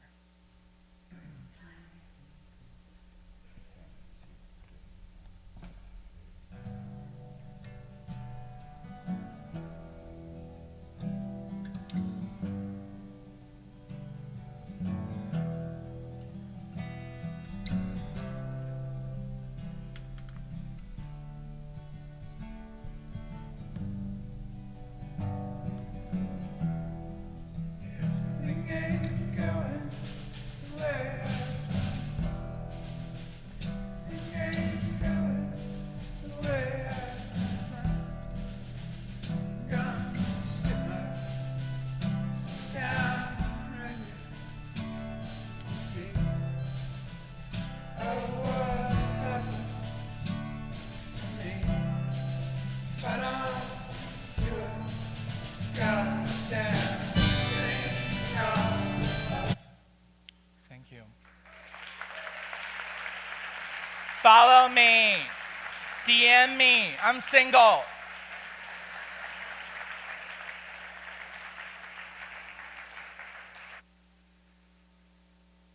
Thank you. It's a tradition here at Typographics to do what we call spotlights. It's a way to include some of the wonderful people we have here in attendance. And this year we partnered with Type Directors Club, and they're going to handle the spotlights. So the first spotlight is Elizabeth Carey Smith.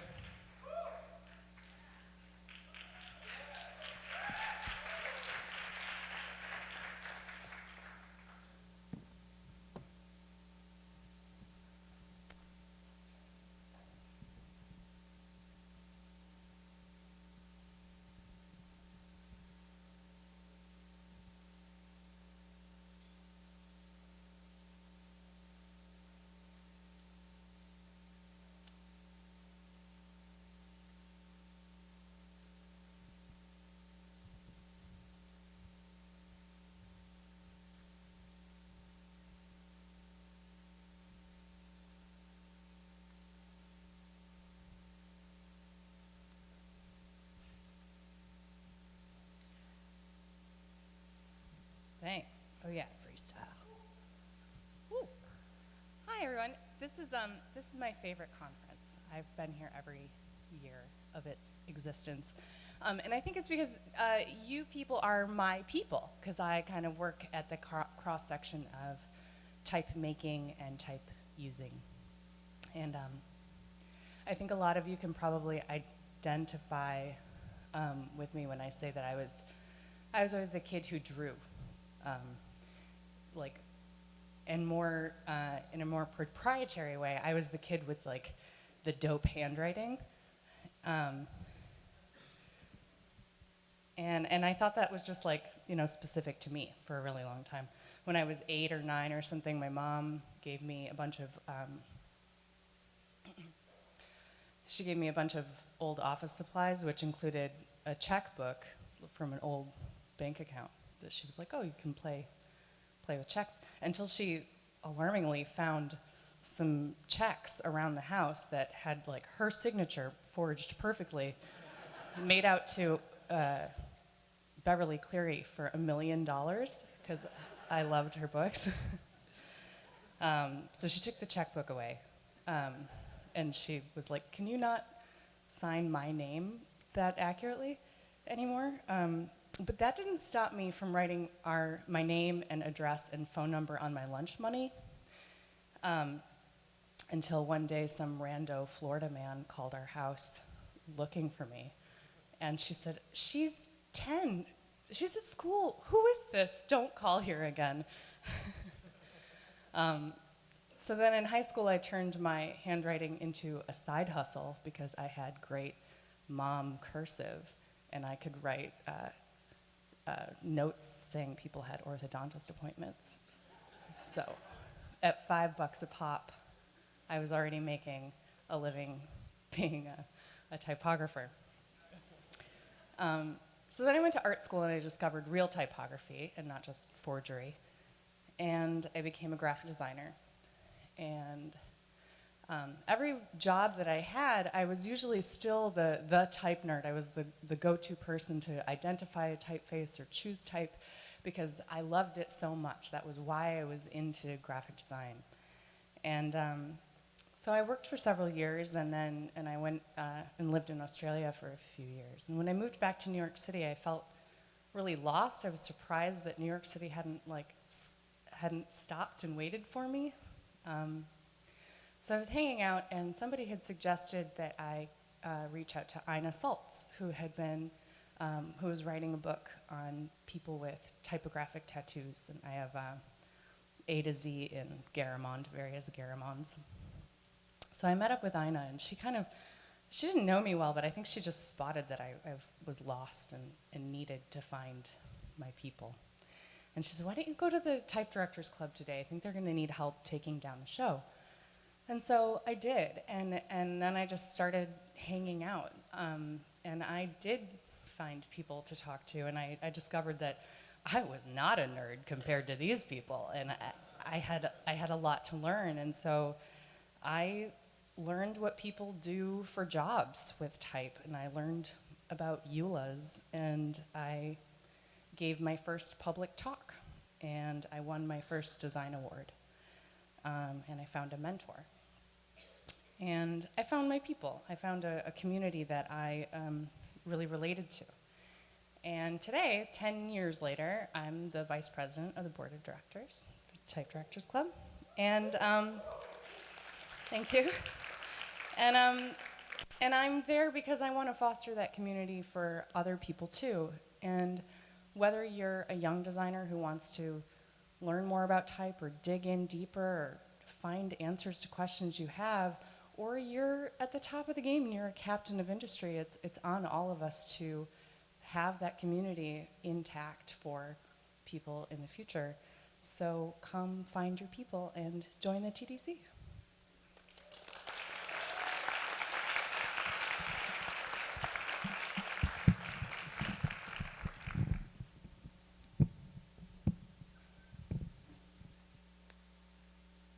Thank you, Elizabeth. And thank you, Ina. Our next speaker is Janet Hansen. She's a senior designer at New York book publisher Alfred A. Knopf. In addition, she works for a number of clients, including New Directions Publishing, the New York Times, Farrar, Straus & Giroux. Her work has been recognized by the American Institute of Graphic Arts, the New York Times, and the Type Directors Club, and it's nice that. Please join me in welcoming Janet Hansen.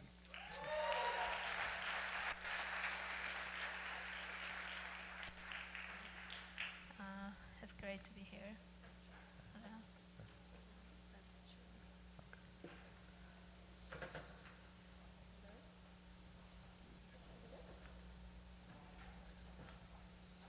Hello? Okay. First, I just wanted to thank Typographics for having me. It's quite an honor to be here. As mentioned, I am a senior designer at Knopf for the last 5 years. And I'm lucky enough to get to design book jackets for both the Knopf and Pantheon imprints of Penguin Random House. I work on many different types of books: novels, nonfiction, short stories, poetry, memoirs, biographies, and typically I'm designing about or over 30 covers a year. And I also tend to do a bunch of freelance, mostly more book covers and also illustration for newspapers and magazines. But before I go into my own work, I wanted to quickly tell you guys a little bit about Knopf, since they have such a great cultural history and have some of the greatest books today. So, it was founded in 1915 by Alfred A. Knopf and his wife Blanche, and they quickly became known for their attention to detail and their literary content, design, typography, and in their high quality of their physical books. Alfred decided to appropriate colophons, which at the time were only displayed in the back of limited edition books. They describe in great length the typefaces typographers and printers used, and they gave Knopf trade books the prestige of a special edition book. Excuse me. This example is from 1931 and is set in Bodoni by W.A. Dwiggins, and we still use the colophon today. They also wanted a distinctive logo, and Blanche, who had taken to Russian sighthounds, suggested they use a drawing of a running borzoi.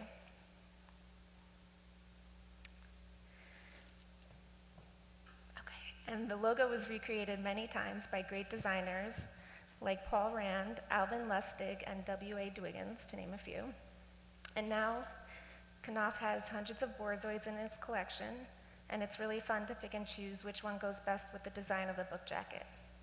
And I think this archive of logo is a really great example of the publisher's dedication to the detail, and there are many different ways to approach a book jacket.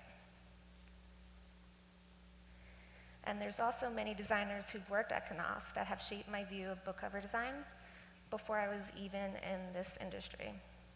I remember shopping in bookstores and gravitating to the work of many of their designers, like Barbara DeWild. This is her work. And she was an associate art director at Knopf for 15 years and is now a creative director at the New York Times. The great Paul Rand, who has done gorgeous work for many book publishers from the 50s, 60s, and 70s. And Chip Kidd, the iconic associate art director at Knopf. And the lovely Carol Devine Carson, who recently retired after 32 years with the company. Without her brilliant eye and her wonderful collaboration with our publisher, Sunny Mehta, the rich Knopf history would have been lost. John Gall, who a few years ago was the art director of our paperback imprint, Vintage. I'm happy to say he's back with us now as our new creative director.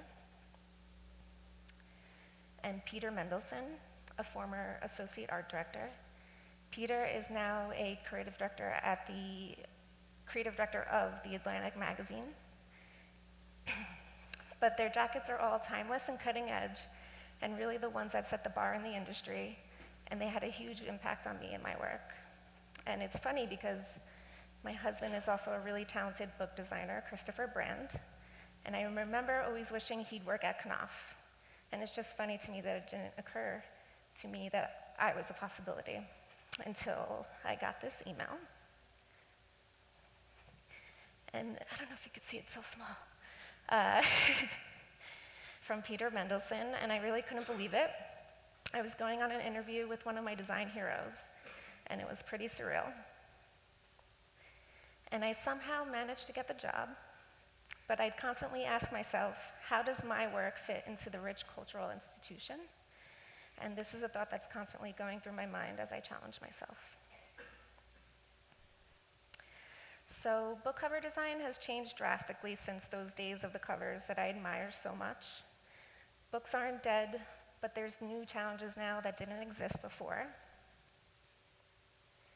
Like sometimes people are seeing the cover for the first time in thumbnail form on their screens.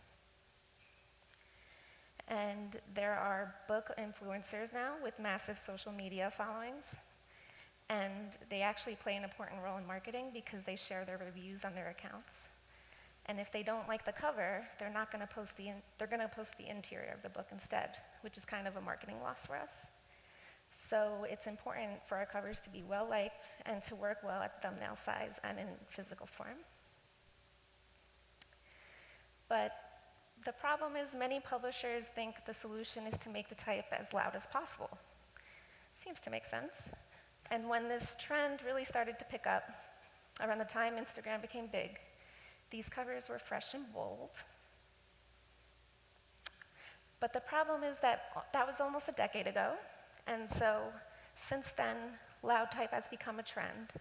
And regardless of if it's appropriate to the literary content of the book inside, it seems to be on everything. Also, I think it takes away from the design potential of a book in its physical form. Trends do start for a reason, and there's definitely a logic behind the big type. And when it fits the content of the book, it's appropriate. But from a creative standpoint, my question is, what else could we do to make a jacket stand out at thumbnail size, besides just making the type bigger? And like our logos, there are hundreds of solutions to every book cover, not just one. And I think about this a lot in my design. And I always seem to be wanting to bring back the timeless approaches I admire so much. I want to quickly show you a bunch of my jackets, and then I'll go more in depth about a few. And this should have sound.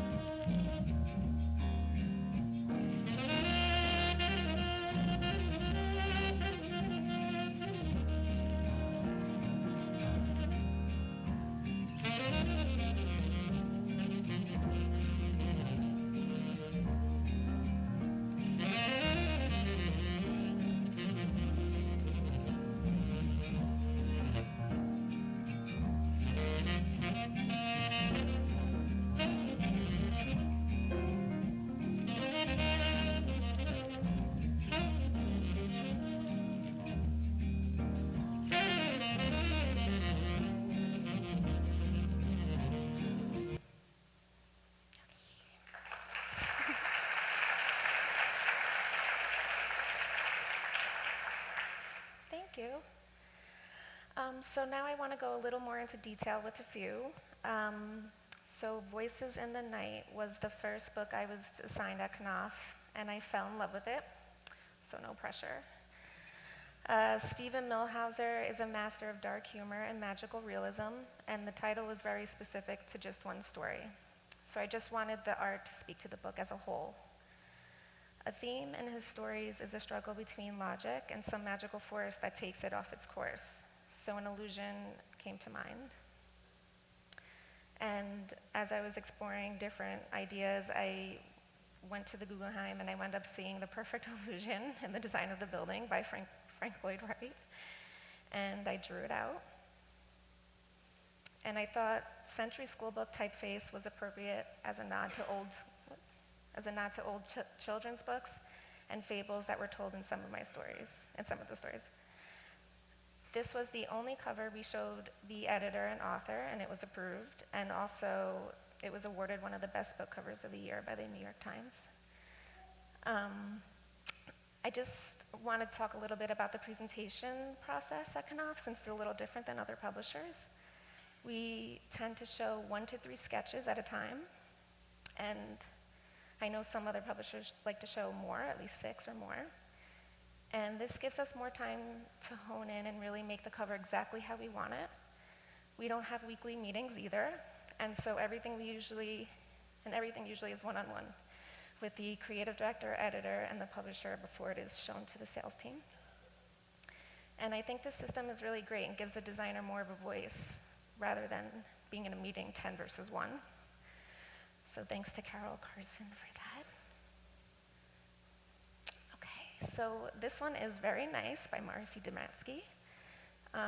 It's not in stores yet, but I think it comes out next month. And it revolves around a Connecticut family and also takes place in New York City. A college student hooks up with a charming writing professor and he winds up becoming a house guest in her mother's beautiful Connecticut home over the summer. It's sexy, but it's also underlined with important issues like guns and school shootings and the type of sexual behavior that is acceptable before it crosses the line. And many of the scenes are set around a swimming pool, so everyone really thought a swimming pool scene should go on the cover. And while it's like a really fun summer read, I was worried about the pool scene wouldn't signal to a potential reader the more serious sides of the story. A common thread in the book was how lust was used to melt all the characters' problems away. So to me, the ice is a metaphor for each character, and then lust, along with the pool and the summer sun, are melting the problems away. And first I tried shooting this in my bathroom, but clearly it wasn't working out. Yeah, I tried really long, it didn't work. So that's when I hired the amazing Justin Matz, and he did a beautiful job rendering this one. And this is Rebecca Schiff, The Bed Moved. These funny stories are about the daily life of a young, sexual, edgy woman, and the author's playfulness with language is sort of erratic and jumpy, and it became another character in the book to me. So I thought it would be really interesting to somehow express that with just the words of the title. And this is where the sketch started, before some requests from the author and editor. And in this version, I added the short story titles, but they were worried about readability and were a bit nervous to approve it. And I think the only reason I was able to justify this cover was to treat the title as art and to repeat it again with the rest of the copy, so it's there twice. And I remember doing an exercise like this in one of my first graphic design classes at the School of Visual Arts. It's sort of an exercise in how to manipulate the order or the direction of letters and see if it can still easily be read. So it was really fun to bring that back. Stay With Me is a very emotional book.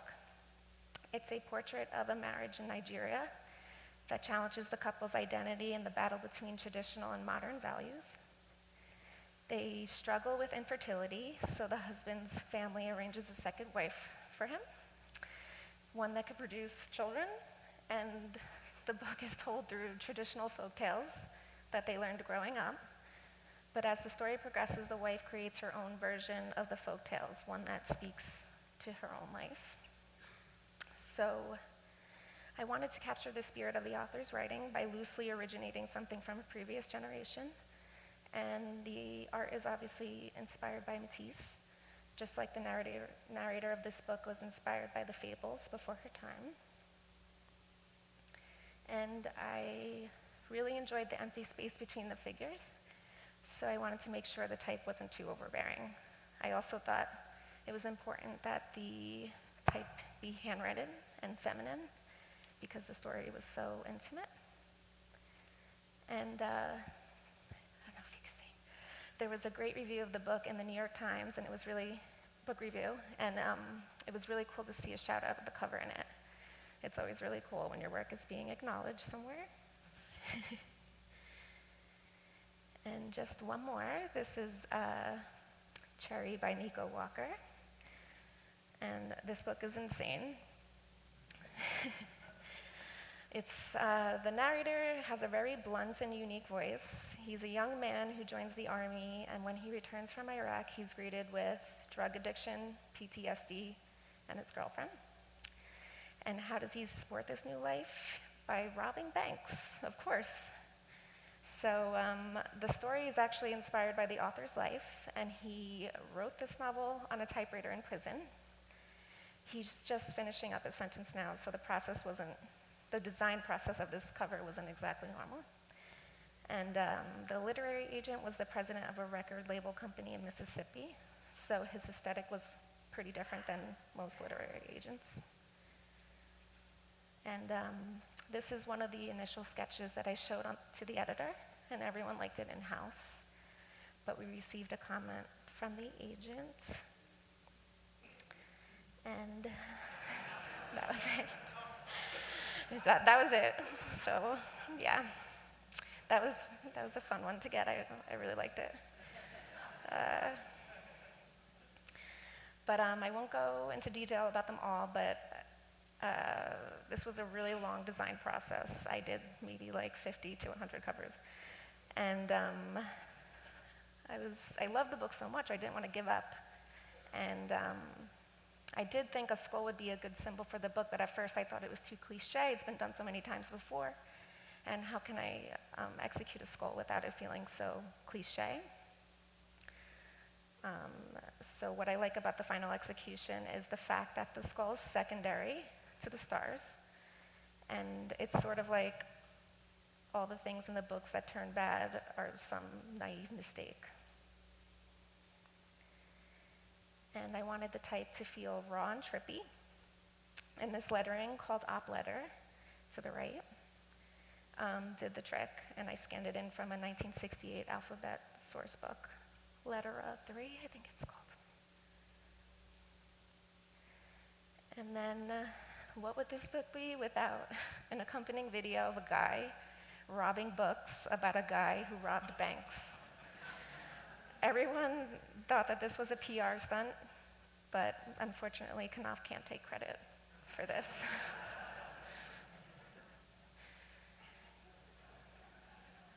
That's it.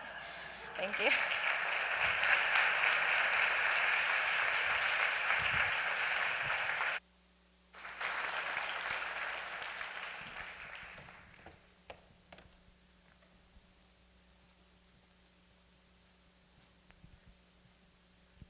Thank you. Next, we have another, excuse me. We have another spotlight brought to us by TDC with Liz DeLuna.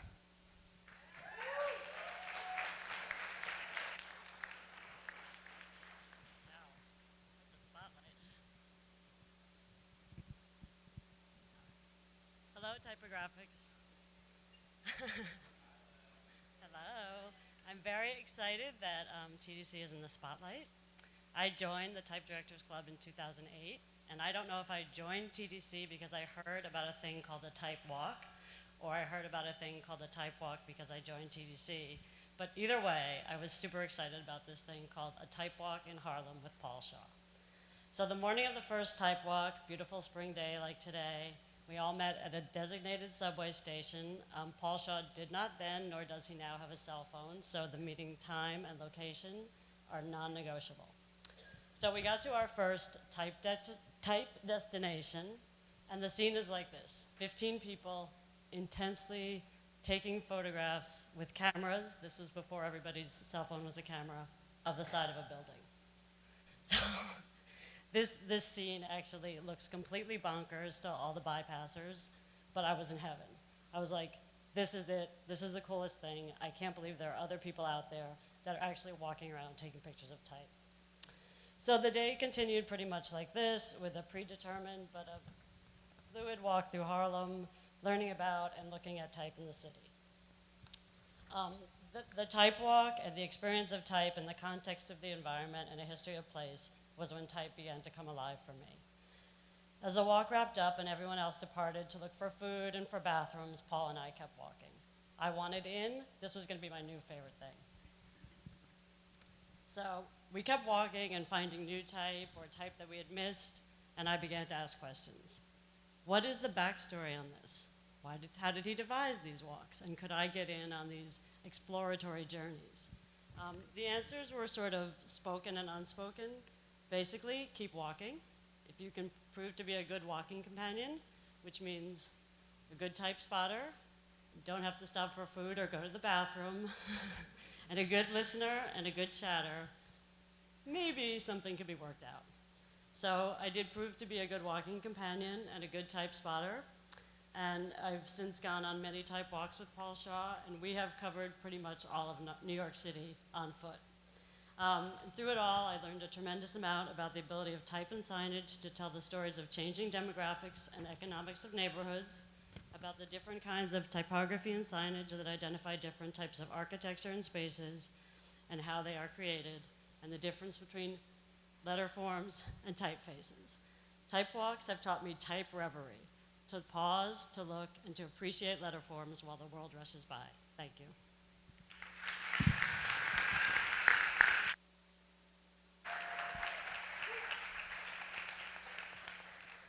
Thank you, Liz. Our next speakers are Pega Amati and Puya Amati. Pega Amati is a designer, educator, and writer, and serves at Morningstar, where her primary responsibility is the user experience and interface design of an advanced investment research platform. She received her master's degree in graphic design from the UIC HGK program at the Basel School of Design in Switzerland, and her MFA in industrial design from the University of Art in Tehran. She currently teaches at the University of Illinois at Chicago. Originally from Iran, she has been contributing as an editorial board member to Nashan magazine, where she has written numerous essays and book reviews on graphic design, new media, and visual culture. Puya Amati is a graphic designer, researcher, and educator. He is an assistant professor of graphic design at the University of Illinois in Chicago, and also serves on the editorial board of Nashan magazine. He holds an MA and MAS degrees in visual communication and image research from FWNW HTK, the Basel School of Design in Switzerland, and an MFA in graphic design from the University of Illinois at Chicago. His independent work has been featured nationally and internationally in exhibitions, publication, and design blogs. Please welcome Pega and Puya Amati.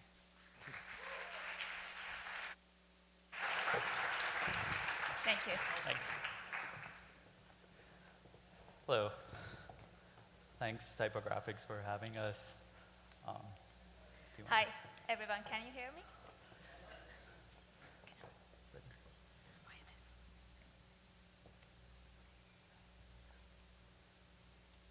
The look on her face was delicate. So were my dreams. The same unspoken story, like going back in time. Kokab, the old lady with good taste, puts homemade bread, butter, yogurt, and cheese on the table. The longest night of the year, Yalda, we all stayed up till dawn, reading Hafez poems under the candlelight without electricity during the war. All once upon a time, all the crows who never found home. Memories of the neighbors' rice puddings and the New Year cookies. Ice cream with homemade jam or the frozen berries. A bicycle, a steep hill, starting to pedal, all awaiting hopeful eyes, pockets full of marbles. Beginning of the summer, rolling down the hills full of joy. Tiny shovel and rake, playing with the beach sand. How many sandals have I lost? Surrender kites, the Caspian Sea, and tired horses to carry the timid kids around. Any socially aware minority has had at least two life-altering experiences. The moment they realized they were different, and the moment when they realized they were considered a problem. Du Bois pinpoints the exact instance at which both of these life-altering encounters took place for him. It dawned upon me with a certain suddenness that I was different from the others, or like them perhaps, in heart and life and longing, but shut out from their world by a vast veil. I had thereafter no desire to tear down that veil, to creep through. I held all beyond it in common contempt and lived above it in a region of blue sky and great wandering shadows. Du Bois's theory of veiled visibility and invisibility, as well as his emphasis on second sight, are equally relevant with regard to our study of the immigrant's social experience. Sufis, also known as Vereling dervishes, have spoken of a similar concept with regard to veil, which at once veils and reveals the inner essence or meaning of various aspects and dimensions of all reality. Some veils reveal, others hide. The Sufi knows them. The thee and the me are veils which hide. When there is no more of thee and me, the mystery may be revealed. Behind the thee and the me lies the mystery of the we, unity. I was from Tehran, land of philosophers and know-it-alls. In my land of bird, smile is a sin. Worry is behind all the mask. Every passerby carries a bag full of grief.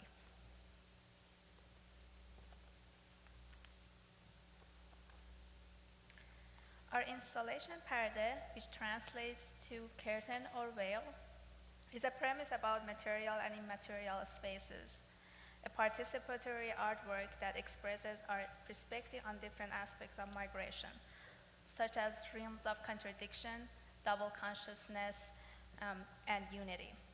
Here, the curtain is a metaphor for the pineal gland, where material body and immaterial mind causally interact. The immateriality, the mind, is hidden behind the curtain, body. Through radical and direct handling of the object, opening the curtain, and language, reading the poem, the immaterial reveals itself. The dematerialization process shifts the interest from the object, the curtain, to immateriality, the space behind. The term dematerialization highlights the process of distancing from an object. But that distancing is conceptual. This does not imply that materiality disappears altogether. It simply means that the curtain is obsolete by the process of perception. Black, color of tales. Black, color of public. Black, color of religion. I have worn black as constant as my teenage insecurity alarms. I have danced my sorrows and have drunk the pain. Curtains both conceal and reveal.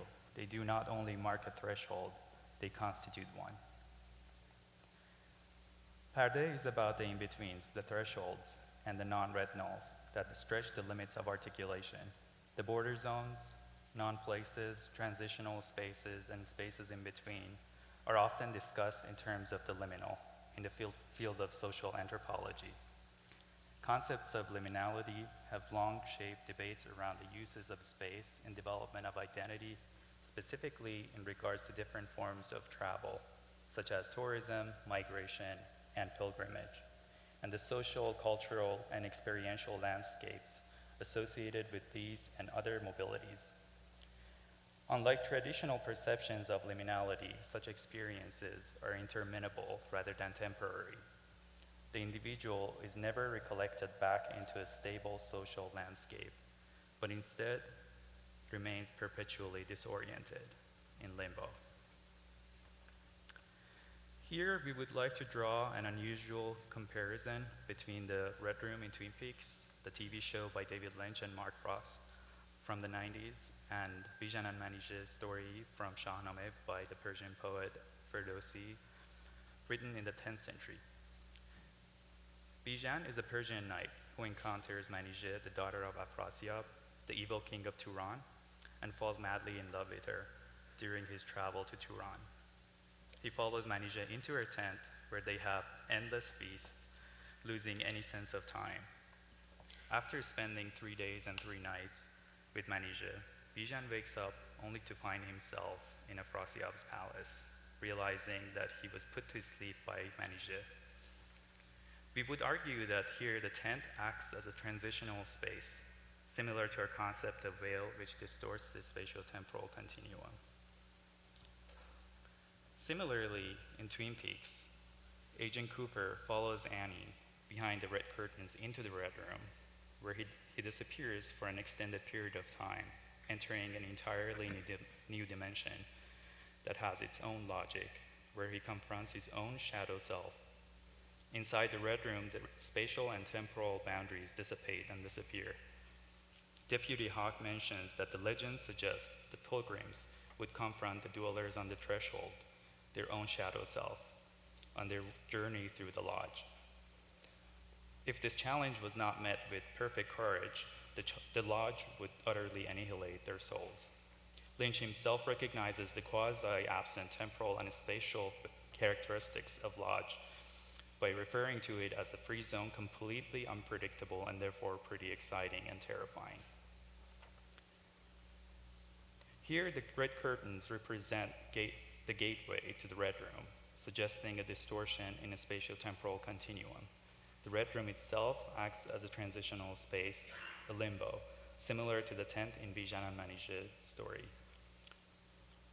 We would argue that the use of fabric in both structures, the Red Room and the tent, is critical in illustrating the concept of transition and migration from one world to the other.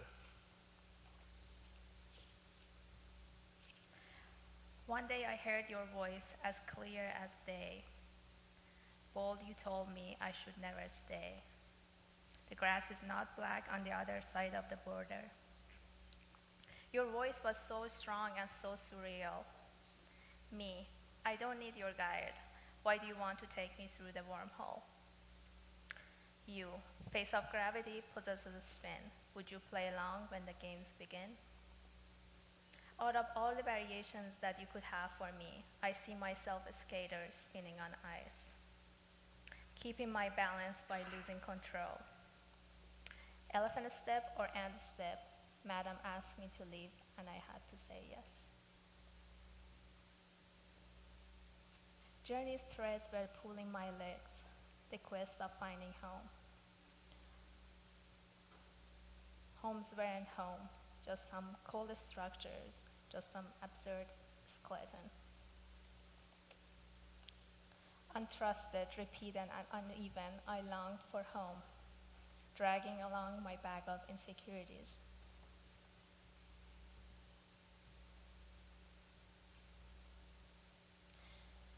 Questions around the notions of identity and integrations are always at the core of migration.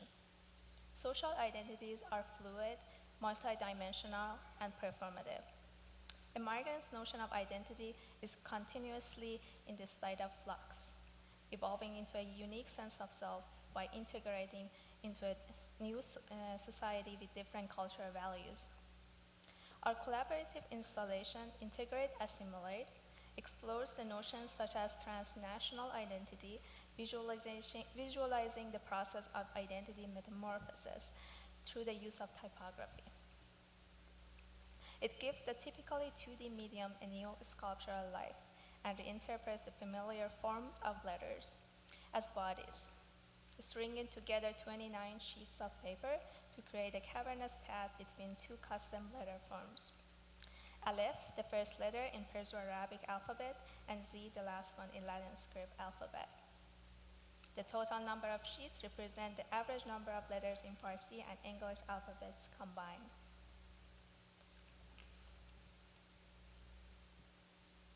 Take me back to the beginning of the words, to the mesmerizing fire flames, to the jumping over the campfires, to the my yellow is from you and your red is from me, to the days of never coming, to the nights of grandma's stories. In Phenomenology of the Alien, Bernhard Waldenfels states, alienness in its radical form means that the self in a certain way lies outside of itself.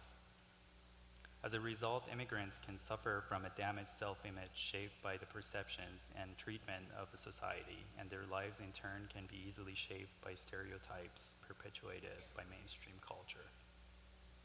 According to Mariana Ortega, the conflict arises because one sees oneself as different in different worlds.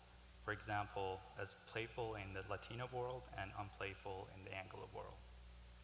Maria Lugones argues that sometimes the immigrant has a double image of themselves, and each self includes as important ingredients of itself one or more attributes are incompatible with one or more attributes of the other self. This experience of seeing oneself in two very different and sometimes conflicting ways could be also referred to with the term double consciousness, coined by Du Bois.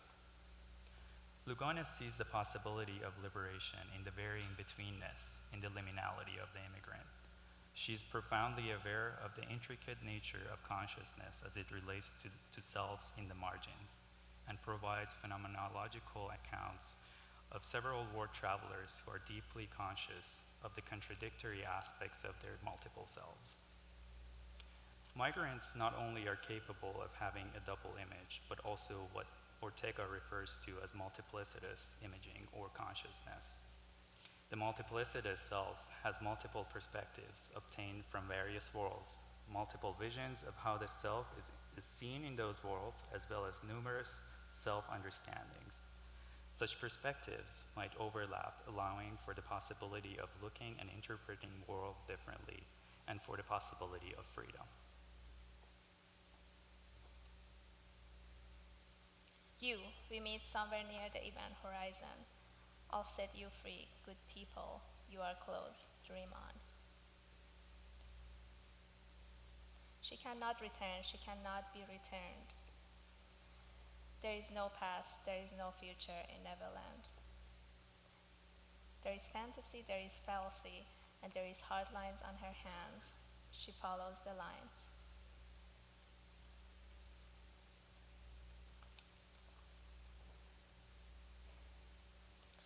In our hybrid fiction autobiographical project, Resident Alien, Alien Resident, personal history, memory, and cultural symbols are deconstructed and remixed, exploring themes of uprooting, dual culture, metamorphosis, and identity. The poem that is read throughout the presentation is the self-realization of the unconscious, the conversation between the past self and the shadow self. Throughout the poem is happening in the mind of the present self. The narrative reconstructs the struggle of searching for a cohesive identity that occupies the immigrant's mind. What we perceive as sequences of events is in fact the flow of memories in the persona's mind. On the surface, the story starts from sometime in the past, the childhood, in her native country, and it evolves through the events and personas to now and here. As the story progresses, the main persona's search for a cohesive identity is further complicated by the unexpected appearance of the shadow self. This is the turning point of the story, where the shift between the internal monologue to inner dialogue happens, where the other I convinces her with promises to let go of her past and follow her dreams. That's when the nowness starts, the state of anguish and anxiety, where the real decision is made. The third section, in an unsettling tone, is the state of transition and facing reality and emerging disappointments. It's about the difficulty that the main persona is going through in reconciling her first and adapted identities. At the end, we have a moment of reuniting the past self and the new self, and the emergence of the third unknown version of the self. The implication is about the juxtaposition of persona's proximity to and alienation from a solid identity that have led to a dual identity shifting constantly between the known and the unknown, the resident and the alien.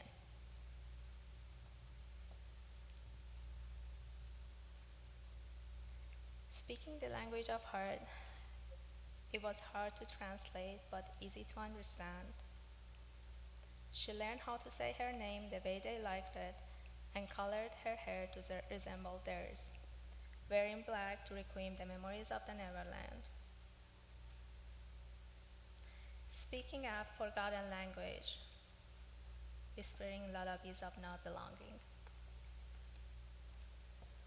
Our nonlinear story is composed of 3 time periods: past, future, past, and present. Each time period is associated with a different stage of the character's metamorphosis.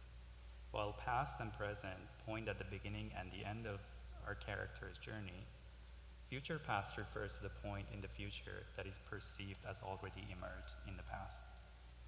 The 3 main characters in the narrative are represented with 3 different cuts of the same custom typeface. The past and her nostalgic and joyful memories of the past and her naive and dreamy understanding of the world are represented with an extremely bold and rounded type that seems to be a playful face at a first glance. However, a closer look at the details of it reveals its false geometry and absurd counterforms.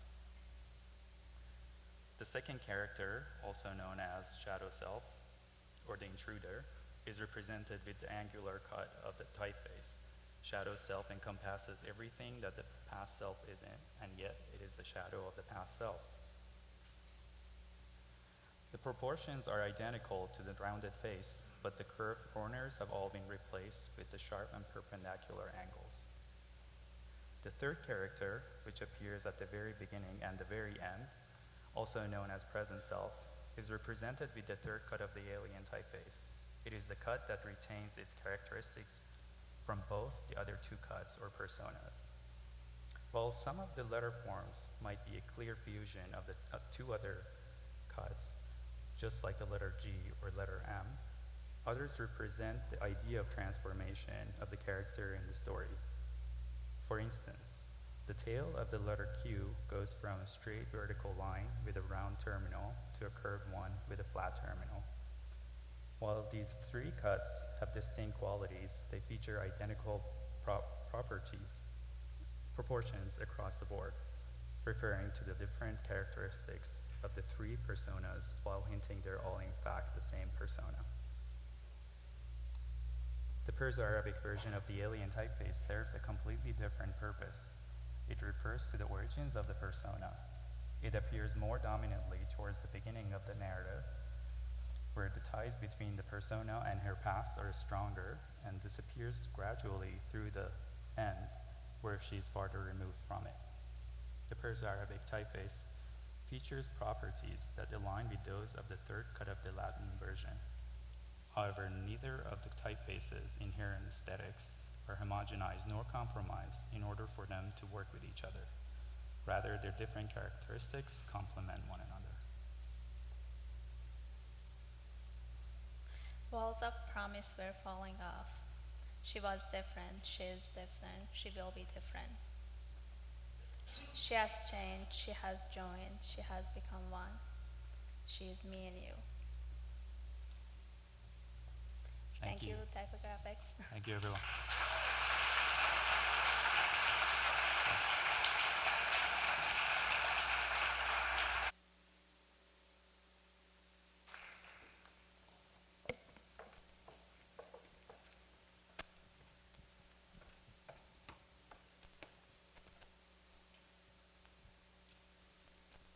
Thank you so much.